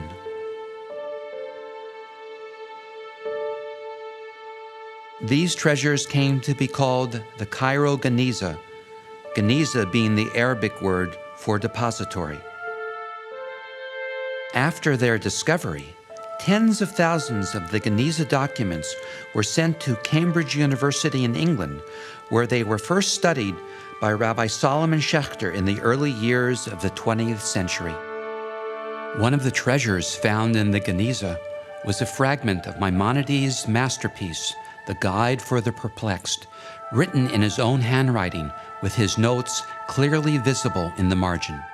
It was an audacious attempt at a final reconciliation of reason and revelation. With The Guide, Maimonides achieved the greatest merging of Islamic and Jewish cultures. I write to promote the true understanding of the law, to guide those religious persons who have studied philosophy and are embarrassed by the contradictions between the teachings of philosophy and the literal meaning of the Torah.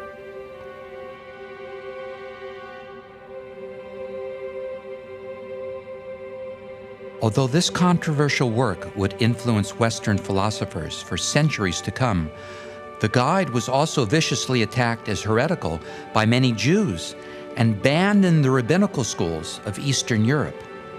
And in a desperate act of censorship, the books of Maimonides, like those of Averroes before him, were put to the torch by those within his own community.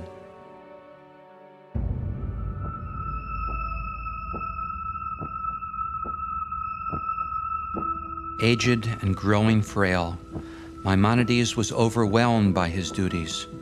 Royal physician to the Sultan, leader of the Jewish community, husband and father. A letter he wrote at the time describes his many burdens. My duties to the Sultan are very heavy. I'm obliged to visit him every day early in the morning, and for the better part of the day, I cannot leave the palace. I do not return to my home until afternoon, when my antechamber is filled with people, Jews and Muslims, nobles and commoners. I beg them to bear with me while I partake of some slight refreshment, the only meal I take in 24 hours. Then I attend to my patients and write prescriptions for their various ailments, sometimes while lying down from sheer fatigue. When night finally falls, I am so exhausted I can scarcely speak.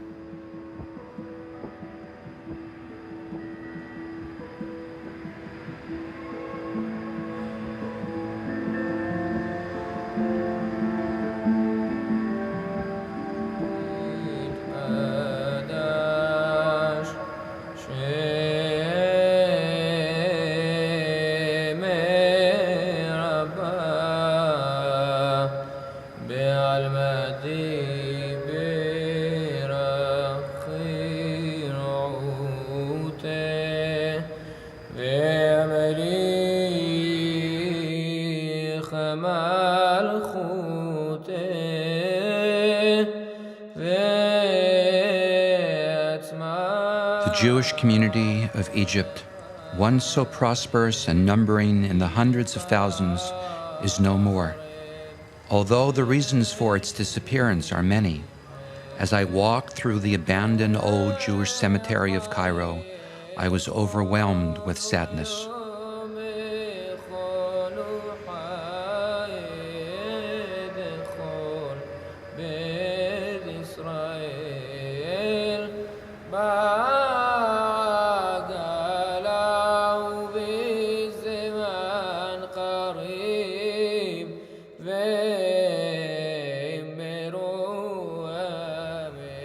On December 13th, in the year 1204, Moses Maimonides, son of Maimun of Cordoba, rabbi for all the Jews in the realm of Saladin, royal physician, died in Cairo at the age of 66.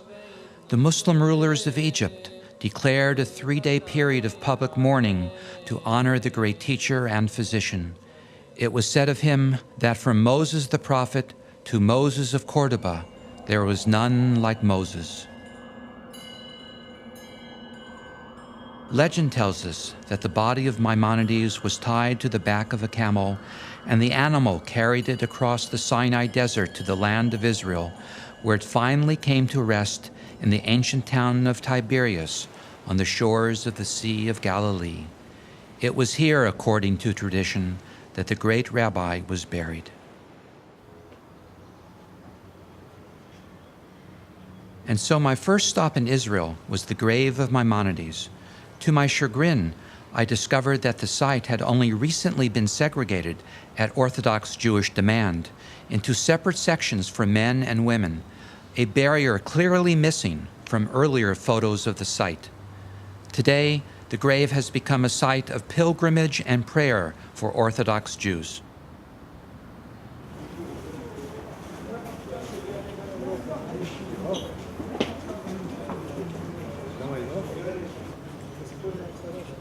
There are an awful lot of ironic things about Maimonides. He has a text in his law code where he says that you ought not to visit graves.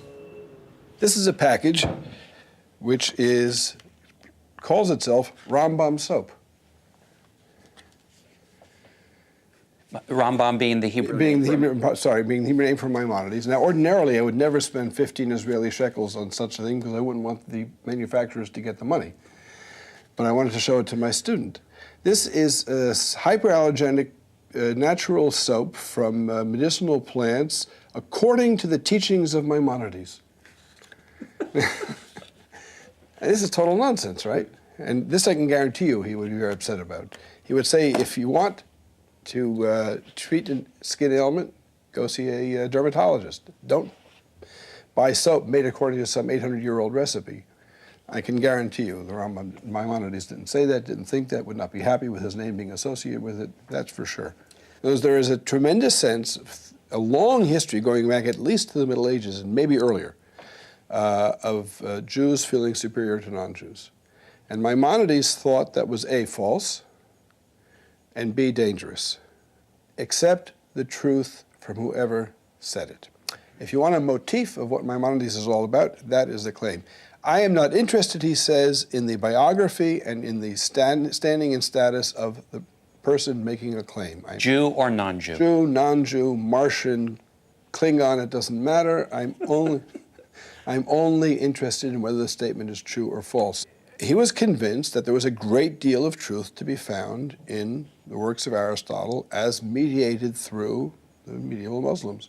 That means a consequence of that claim, and here I think Maimonides would be fully in agreement with what I'm saying, is that if I think the universe was created for me, it also was created for you, and for Ahmad, and for Christopher, because we are all equally created in the image of God.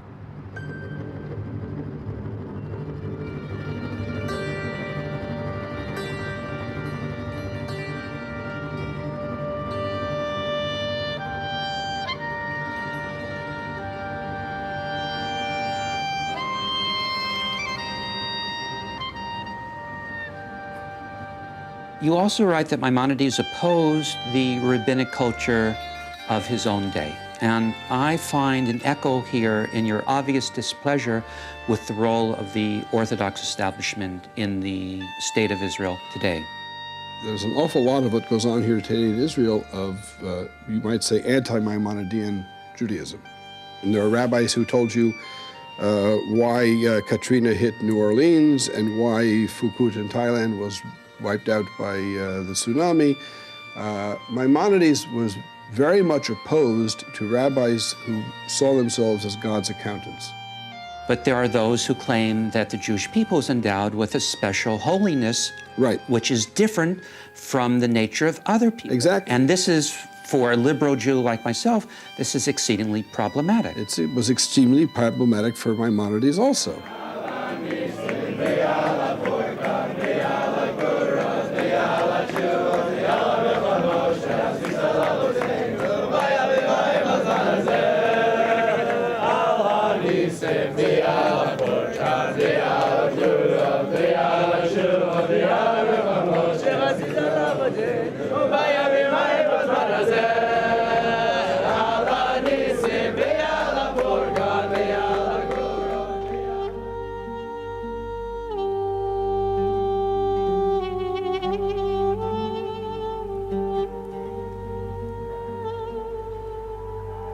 Israel had changed since the time when I had often visited as a young, idealistic American Jew, and I had increasingly despaired at the direction of the Jewish state, the wars in Lebanon and Gaza, the construction of the so-called separation barrier.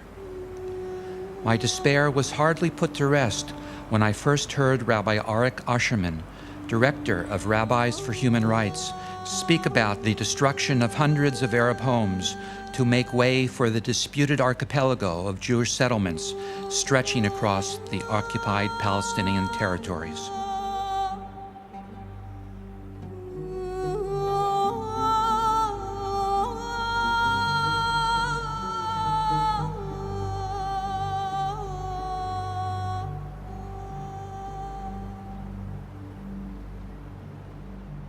An Israeli, as a Jew, as a rabbi, it's painful for me to see the country that I love doing things which I find to be so wrong.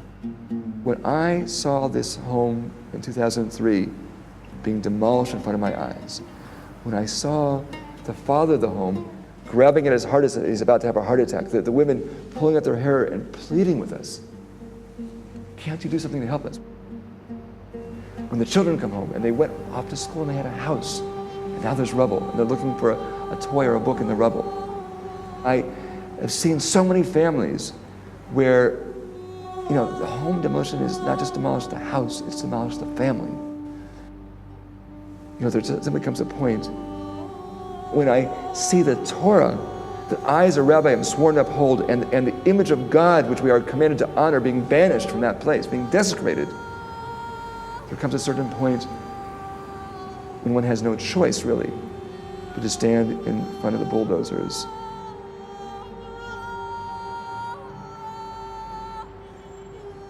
There will be some, of course, who will argue that contemporary politics has no place in a film about Maimonides.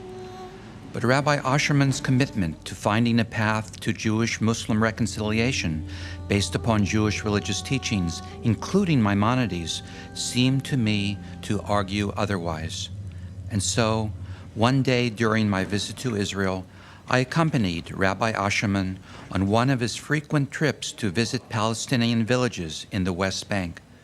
These villages are in danger of losing their farmland because of the construction of the separation barrier. Hi, how are you doing? Good to see you. Good to see you guys.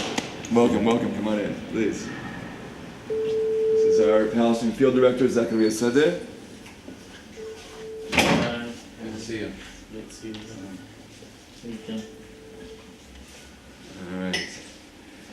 So we'll be off in a few minutes and try to, this morning we're going to go and visit a place that is actually new for me. It's a place that there's been a conflict for a year or so because they've been building a separation barrier, and just one of our projects is to replant trees where they've been uprooted or in places in danger of expropriation. They want us to go down there because they'd like us to, if we could bring some trees down and help plant with them, and I want to kind of see the area in advance. Great. Thank you for taking us.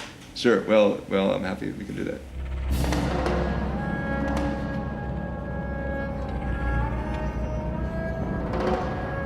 Maimonides, of course, is very important when we look today at Jewish-Muslim relations. I'd be a happier man if I didn't know a fraction of what I know. But I think another thing that Maimonides taught us is that you can't hide your head in the sand. You can't avoid tough issues. You have to grapple with them head on. When we have real conflicts, we must deal with them, we must solve them. We must find a way to see God's image in our Muslim brothers and sisters.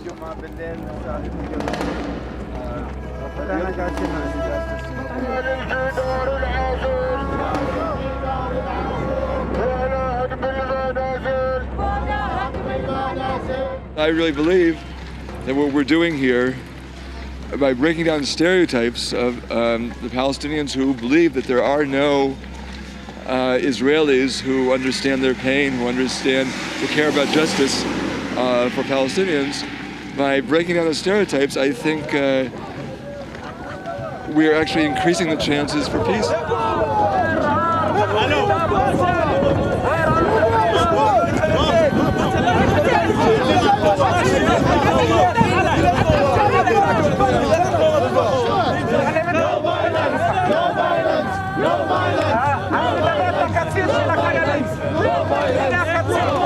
ואדם כאן שרואה את האדמה שלו עוזר ממו עיניו ואנחנו נسكن هون مع بعض بالسلام إن شاء الله في وقت قريب.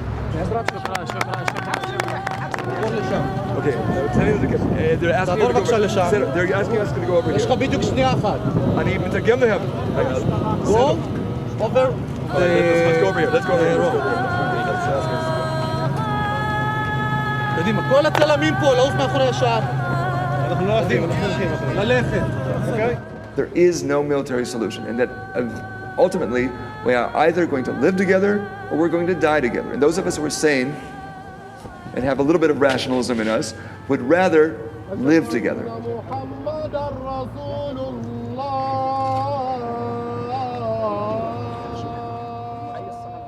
I think we have to flip things around and make religion part of the solution and not part of the problem.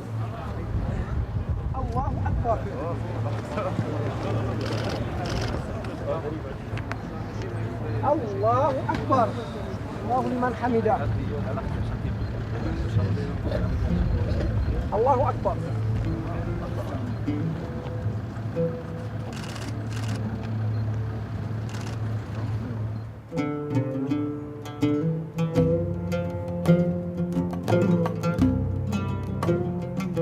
Maimonides said that he continued to believe in the Messiah even if the Messiah tarried. It is hard to maintain optimism in many cases, but if we don't have hope, then what's left?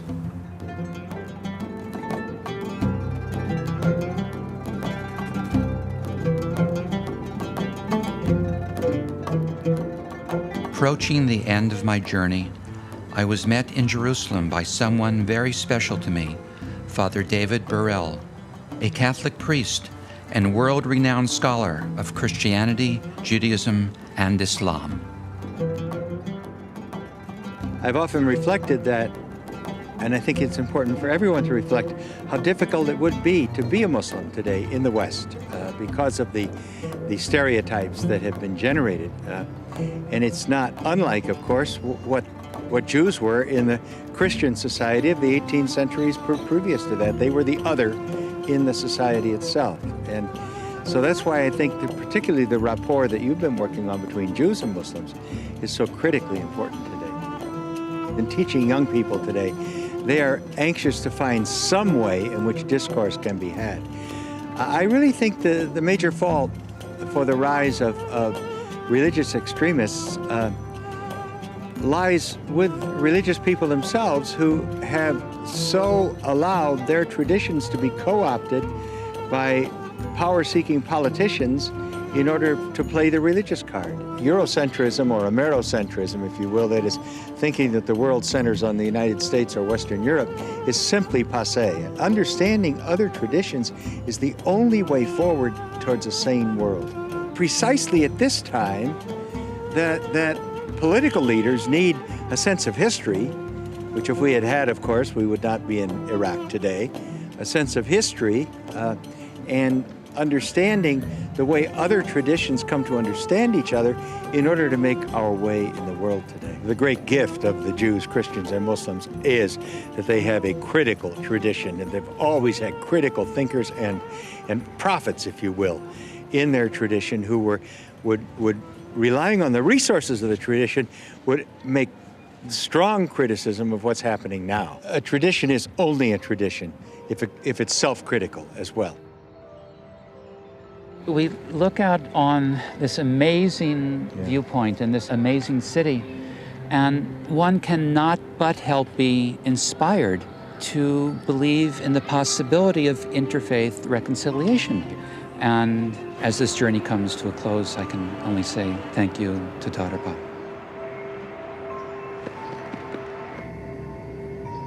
On my way home, I looked back at the lifelong struggle of Maimonides and Averroes to resolve the often conflicting paths of reason and revelation. And I recalled the words of Maimonides, who, blessed with a child as I was rather late in life, would write to a friend. When I consider the condition of this world, I find consolation only in two things: in the joy I receive when contemplating God's universe, and in my child.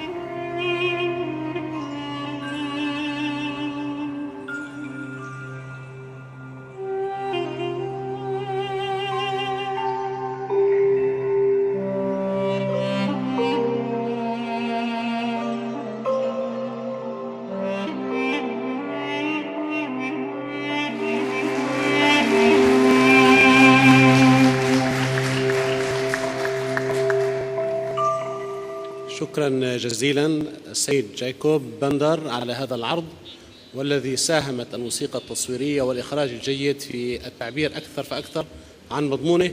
وإن كنت أنتظر كما قلنا في البداية عن عرض تجربة للتعايش الإسلامي المسيحي اليهودي في الأندلس وقرطبة بشكل خاص، لكن جاء عرض آخر وربما هذه الرسالة يريد سيد جايكوب أن يوصلها إلى جمهور المشاهدين.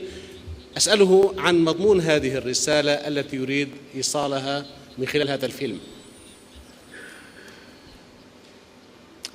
The content, the message in the film is that we can be inspired by looking back at the past, particularly the period of Jewish, Muslim, Christian convivencia, coexistence in Muslim Spain and Al-Andalus, and be inspired by that time and use that inspiration from the past to try to create more interfaith understanding in today's world.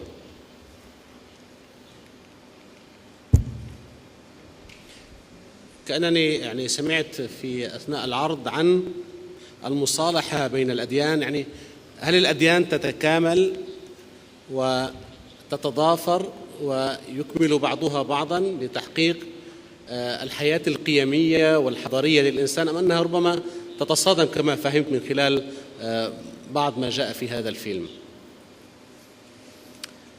I think those who talked about a clash of religions or a clash of civilizations after September 11th were mistaken in their reading of history. And I think that societies prosper when they are open to outside influences, when they can learn knowledge from other civilizations as well as their own civilization. And I think that's one of the messages of the film. It's one of the messages of the civilization of Al-Andalus, which was open both to outside influences, particularly from ancient Greece, but also gave so much to Western civilization in terms of medicine and geography and science and grammar and poetry. نترك المجال لبعض الأسئلة. فضيلة الشيخ تفضل.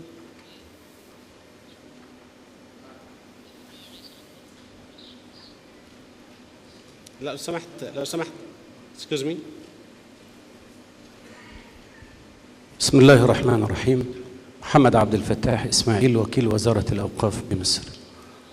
بشكر السيد جاكوب على الفيلم الذي شاهدناه وطالعناه، وأستطيع أن أقسمه إلى قسمين. القسم الثاني تحديدا كان قسما فيه شيء من الإنصاف. أما الجزء الأول من الفيلم فكانت فيه بعض الإسقاطات التي تبعث رسائل من وجهة نظري أنا كمتابع لم يكن فيها الإنصاف الذي كان موجودا في الجزء الثاني.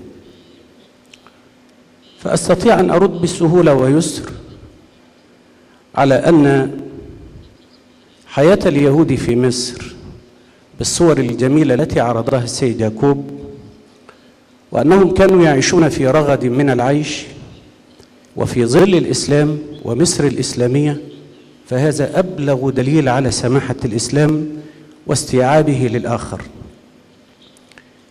الرسالة الثانية والتي كانت في الجزء الأول أيضا أنه قال: أنا لا أدري لما غادر اليهود مصر في ظروف غامضة، وأنا أقول له مجيبا بسهولة: إن اليهود لم يغادروا مصر إلا في ظل الاستعمار البريطاني، فبإمكانك أن تسأل البريطانيين لما غادر اليهود مصر؟ هل غادروها بضغط من الإنجليز أم لانتقالهم إلى الوطن الموعود في فلسطين؟ الرسالة الثالثة: أنت طفت حول مقابر اليهود القديمة بحرفية، ونقلت صورة أنا كمصري وكمسلم أشجبها وأرفضها، حيث أحيطت المقابر بالإهمال وبالنفايات والقمامة. لكن كان بإمكان اليهود الذين يبحثون عن رفاتهم في كل مكان ويبذلون الغالي والرخيص من أجل نقل الرفات إليهم أن يتعاهدوا تلك المقابر باعتبارها مقابر خاصة بهم، مع أن الحكومة المصرية، وهذا مشاهد وواقع، تحافظ بل وتحمي المعبد اليهودي.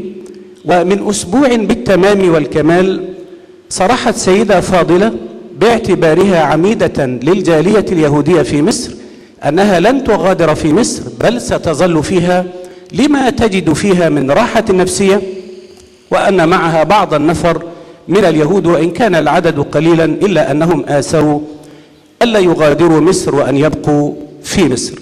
هذا في الحقيقة ما عندي، وشكرا. شكرا. نجيب أولا، تفضل.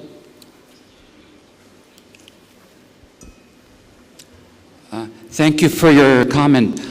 First of all, this is not, what you saw was not the entire documentary. The film is 80 minutes long, and I showed 22 minutes. All of us had to show only part of our film so we could share this session with our other fellow filmmakers, and so that you would be able to see parts of 4 different films rather than seeing one whole film. We were requested by the organizers to do this. So clearly there were other parts in the film which you have not seen, but I'd be glad to provide you with a copy of the entire film. In the part of the cemetery, no place does it say, the script does not say, place any blame for the condition of the cemetery. All it says was that it's very sad that the cemetery has come to this, and I agree that the reasons that Jews left Egypt are very complicated and have to do also with British colonialism and the meddling of the British in the Middle East and the rise of the Israeli-Arab conflict after the Nakba after 1948. So that shouldn't be seen as an attack upon Egypt or the hospitality that the Egyptian people, especially in the Middle Ages, provided to the Jews during that time, as exemplified by the life of Musa ibn Maimun.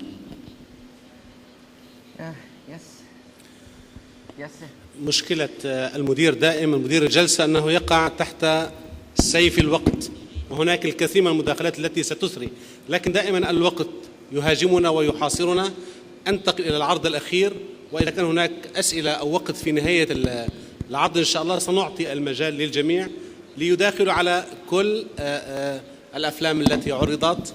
الآن أدعو السيد دانيال توتس من الولايات المتحدة الأمريكية إلى تقديم عرضه أيضا، والذي يصب في موضوع حوار الأديان.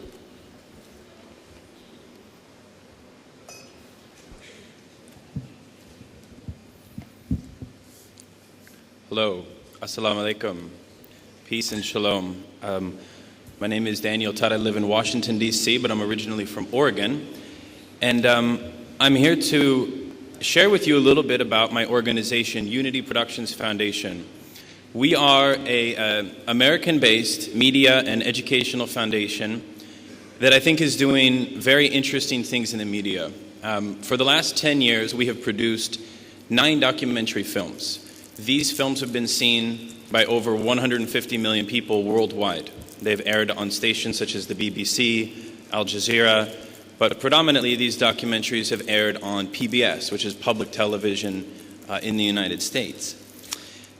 The overarching goal of our films, which tell the stories of Muslims in present and in historical contexts, is to shatter misconceptions, not by sharing the educational aspects per se, but by sharing humanizing stories. What we've learned about how to break down prejudice, according to Robert Putnam in his book American Grace, is actually that education about religion does not necessarily equal a breakdown in prejudice, but forming relationships and humanizing the other is in fact the way to go.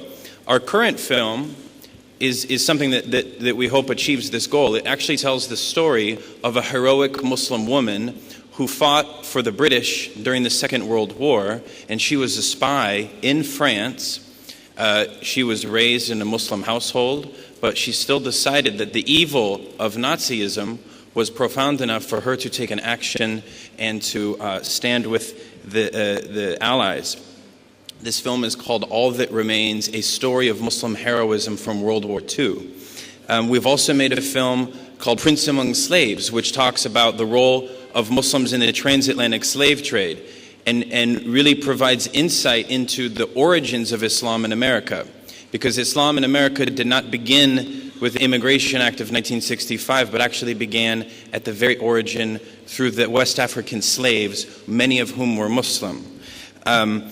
Filmmaking is not the only thing that we do. We also, as filmmakers, have opened up a resource center on the campus of USC in Los Angeles called Muslims on Screen and Television. The website is mostresource.org. And this has been a groundbreaking initiative seeking to work specifically with people that write television programs.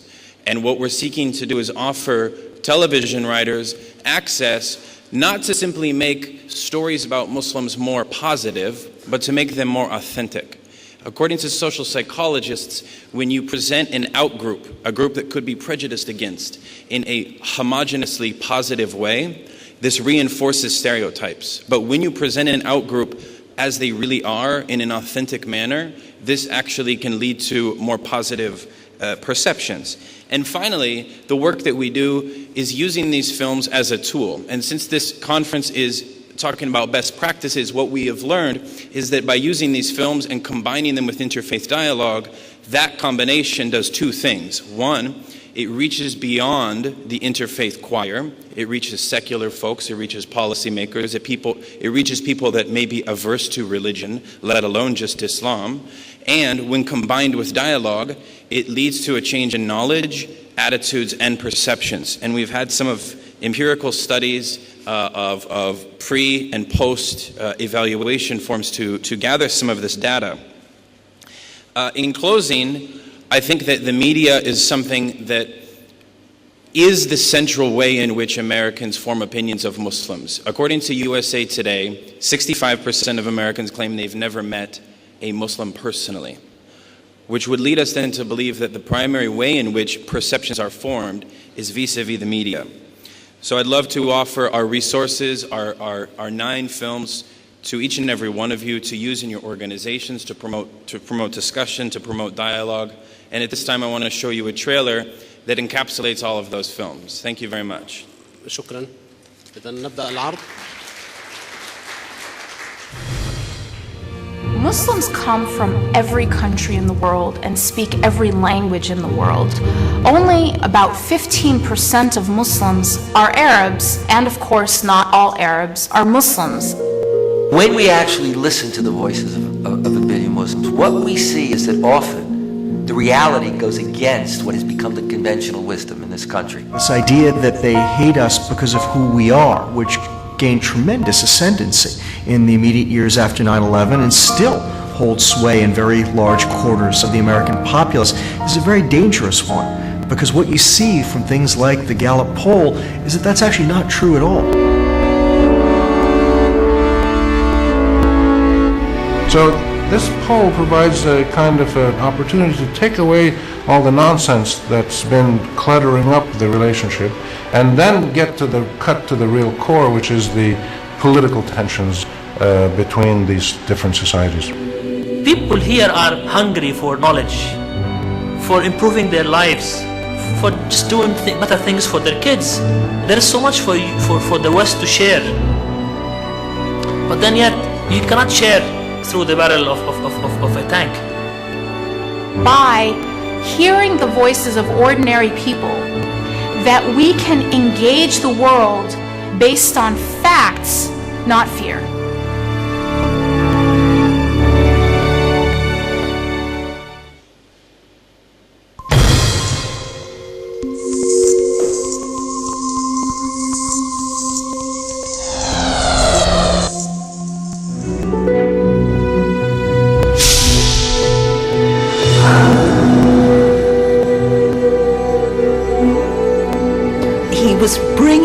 Moral, ethical, social message to his people that we're all in the same boat before God and we must treat each other well with compassion and justice and equity.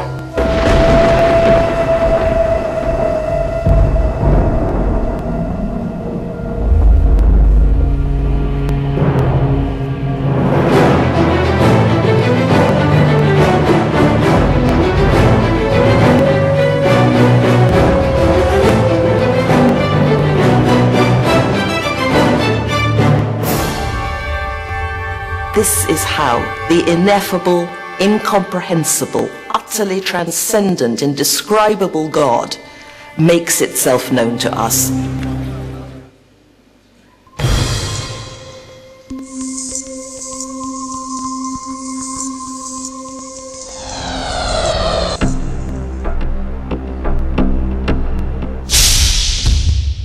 I was born Abdul Rahman. My father was Soli, king of Fujajalon. I was sent to protect our pathway to the sea. We were ambushed, and my mane dropped like rain.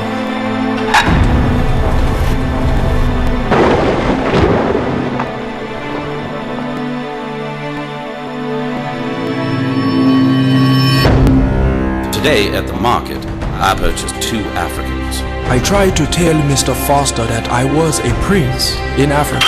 Rent is not for sale at any price. You weren't born in this country. No, I come from Africa. Abdul Rahman was by African natural enemies torn from country, religion, and friends. May God enable him to obtain so much of the reward of his labors as they purchase the freedom of his offspring.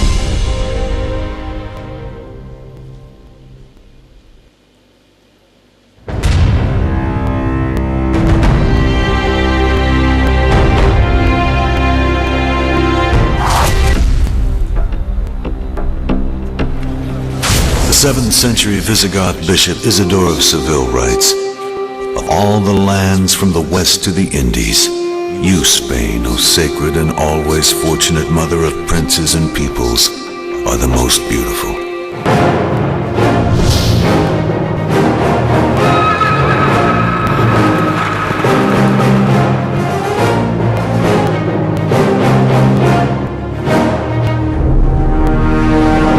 When there is diversity, there is, by definition, friction. But of course, if you eliminate diversity, you wouldn't everyone be the same, there'd be no friction, but there'd be no creativity that results from that tension. I think that we're fascinated by Islamic Spain because we project into it our own desires for a world where Jews, Christians, and Muslims, more or less got along. And I think we look at that and it's wishful thinking, that we wish that in the modern world the relationships were easier.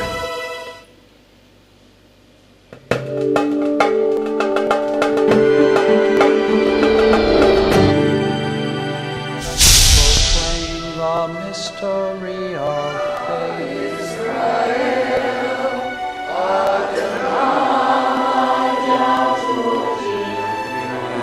This was the first religious youths to come before in this particular board.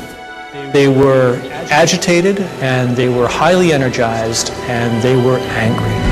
Anything happens to my children, and I will do everything in my power to make your lives a living hell. Primarily, we heard from our other Christian communities that there was opposition in Voorhees, and so the Jewish community and the Catholic community then got on board. And when I got home and walked in, of course my wife is Jewish. She said, well, what's it all about? I said, I'm going to help build a mosque. I was surprised by the vehemence of the arguments. It was not just a one-meeting event. Most people who called me didn't come out and say, I don't want this kind of religious building in my neighborhood. They didn't come out and say that, but they put things in terms of traffic issues and use and sight lines and lights and so forth. Our objective is to make sure that we become better citizens, better neighbors, better friends, better relatives, because this is a character building, is the end result that we are trying to produce here. After months of waiting, a Muslim group in southern New Jersey has finally won approval for a new mosque. Organizers of the project say the house of worship will help bring the community together. I believe it's a challenge for the Muslim community to come forward, being in a minority, and work with the majority of the people to really make them understand what it stands for. So many people, unfortunately, equate Islam with terrorism. Why do I have to apologize for my religion? It's not religion per se that separates people. Anything can be used to separate people when people have a mind to be separated.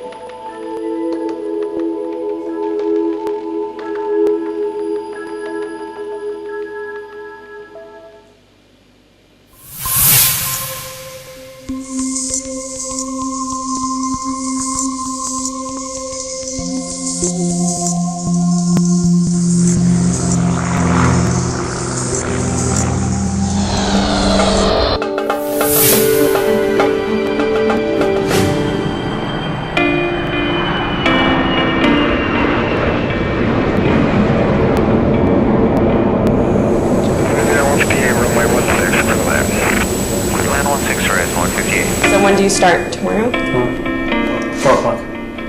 Okay. So. Hopefully the weather's good.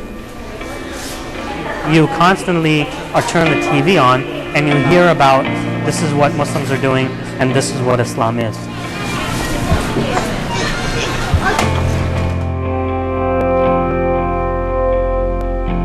So how do I, as a Muslim living in America, go about changing that perception?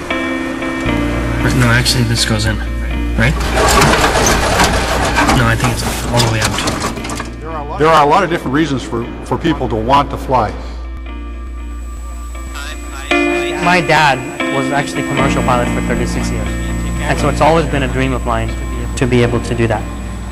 You're becoming a pilot? Yes, I am. And you must be having trouble doing that. Yeah. You're the only student, the only person who's come into my flight school so far where the FBI has showed up. I'm just a person who's trying to go out and fulfill a dream. At the really core of what I'm doing, that's what I do. Flying just happens to be the dream that I have.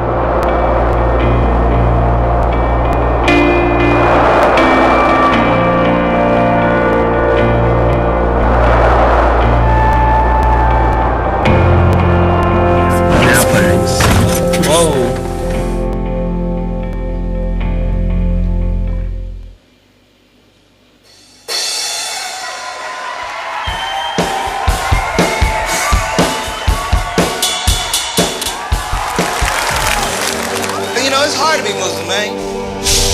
You're a terrorist. They see somebody who looks like me walking on the street, they hear a little voice in their head like, Susama!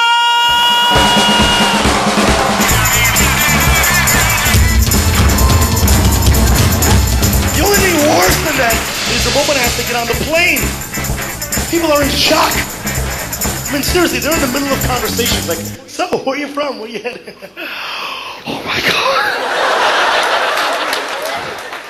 I'm gonna die. If we know the diagnosis, we can definitely medicate it. The medicine is olive oil. You got an ear infection? Olive oil. like, Mom, it's not really helping. We have to boil it, that's why.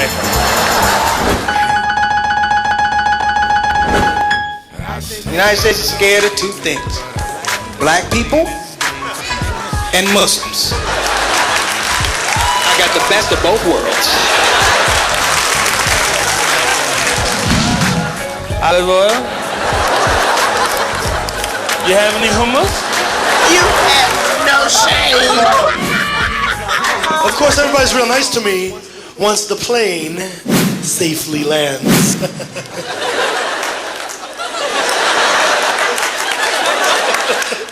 I thought you were gonna kill us. I'm sorry about that.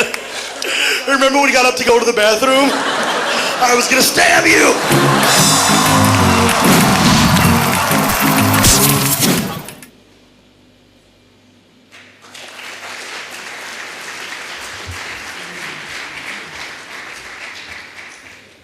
شكرا جزيلا دانيال. كان في متعة أيضا في هذا العرض، متعة وتشويق. حقيقة المفروض الآن أن نكون في وقت الاستراحة، لكن سنأخذ من وقت الاستراحة بعض الوقت أيضا، ونأخذ 3 مداخلات. وأعتذر رجاء، أعتذر من الجميع، الكل لديه ما يعطيه ويسري هذا اللقاء، لكن الوقت يقطع علينا دائما هذه العلاقة الطيبة. أريد أن أخذ السيد ياسر المسروعي باختصار شديد لو سمحت.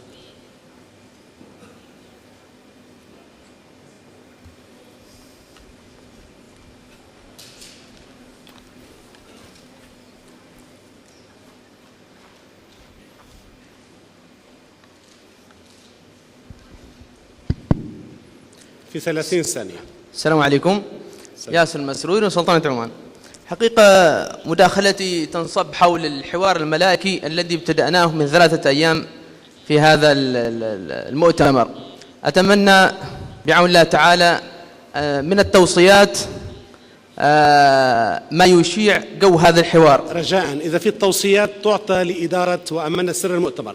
إذا في تعليق على الأفلام تفضل. التعليق على الأفلام تفضل. مداخلتي تأتي مباشرة بعد مداخلة الأستاذة آيات أحمد، أنه إذا ما قام رجل على هامش ديانة معينة بالإساءة إلى ديانة أخرى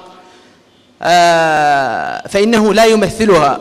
مداخلتي تأتي أنه على الحكماء من تلك الديانة التي قام هذا المسيء بالإساءة فيها إلى ديانة أخرى أن يسارعوا إلى الاعتذار وإلى البراءة، ليس من الشخص نفسه وإنما من سلوكه، لأن في هذا ما يلطف نحن ننفق كثيرا من عواطفنا وننفق كثيرا في ردود الفعل.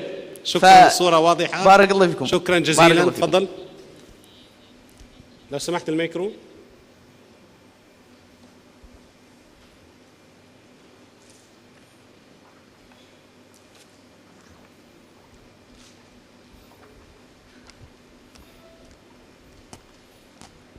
أقل من دقيقة لو سمحت. سؤال قصير جدا للسيد جاكوب الحنا كلداني من الأردن.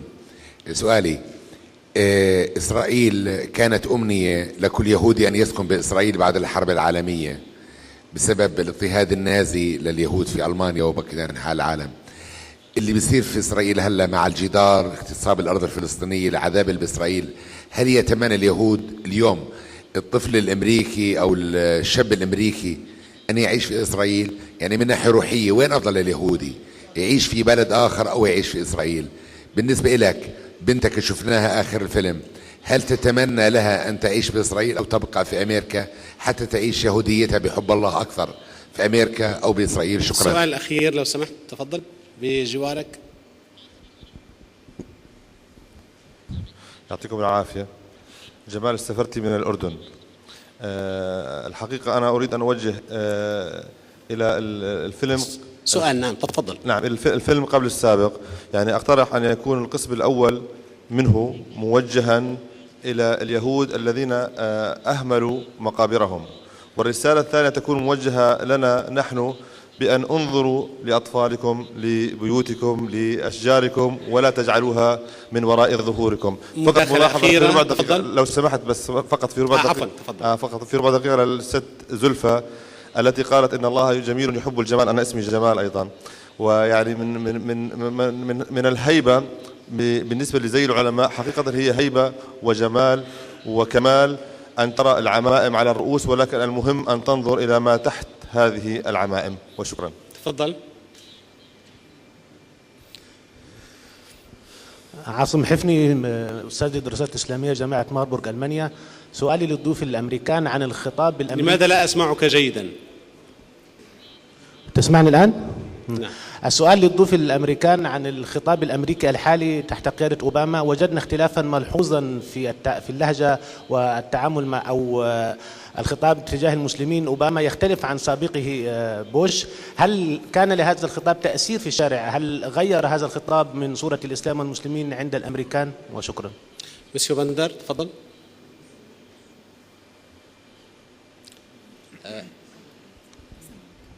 تفضل.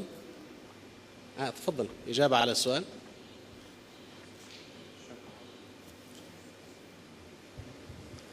سمعت السؤال الأول. نعم. I will try to answer your question. First of all, it's a mistake for Americans in general after 9/11 to have seen or to have tried to perceive all Muslims as one opinion. When you look at one community and imagine that they all agree with each other, I think that's a form of prejudice. Likewise, there are many different opinions within the Jewish community about Israel.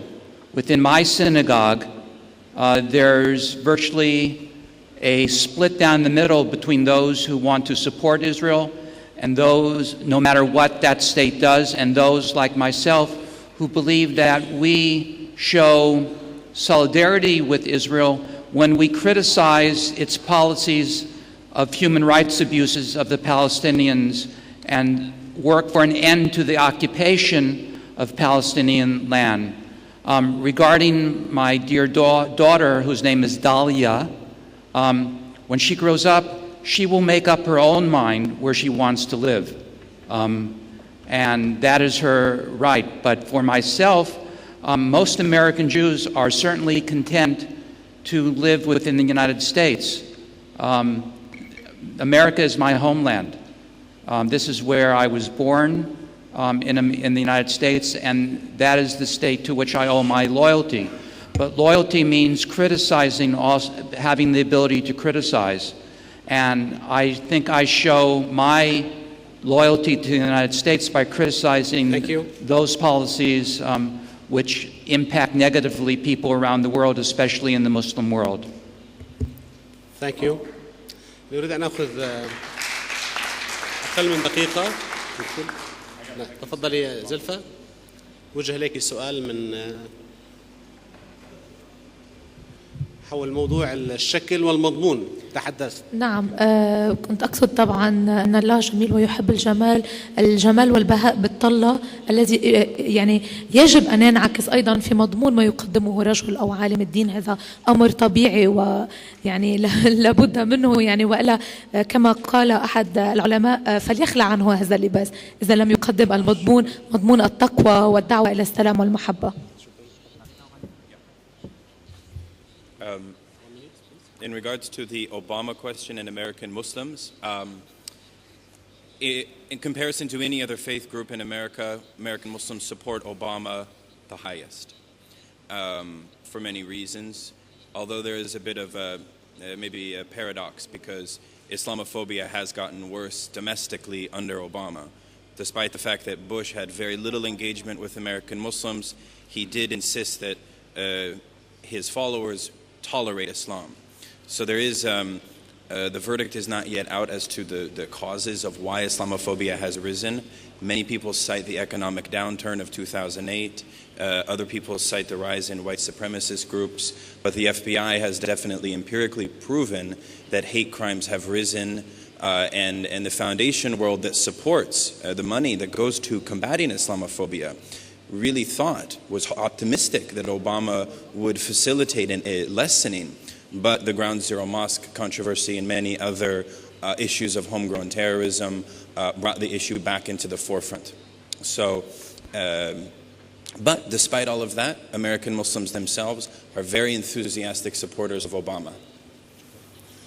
شكرا جزيلا لضيوفي على المنصة. أشكركم جميعا لسعة صدركم وطول بالكم، وأعتذر شديد الاعتذار من الذين أرادوا أن يشاركوا لكن لم نستطع ولا يتسع الوقت لكل المشاركات. من شاركوا أثروا اللقاء، من لم يشارك كان أيضا يريد إثراء اللقاء. أخذنا من وقت استراحتكم. أشكركم جميعا، وأريد أن ألفت الانتباه إلى أنه كان من المقرر أن يكون هناك عرض لأفلام وثائقية من بلاد إسلامية تعبر عن هذه الرؤية، لكن من كان مقرر أن يكون في هذا اللقاء اعتذر أكثر من شخص، ربما 3. إلى اللقاء في مرة أخرى. شكرا. السلام عليكم.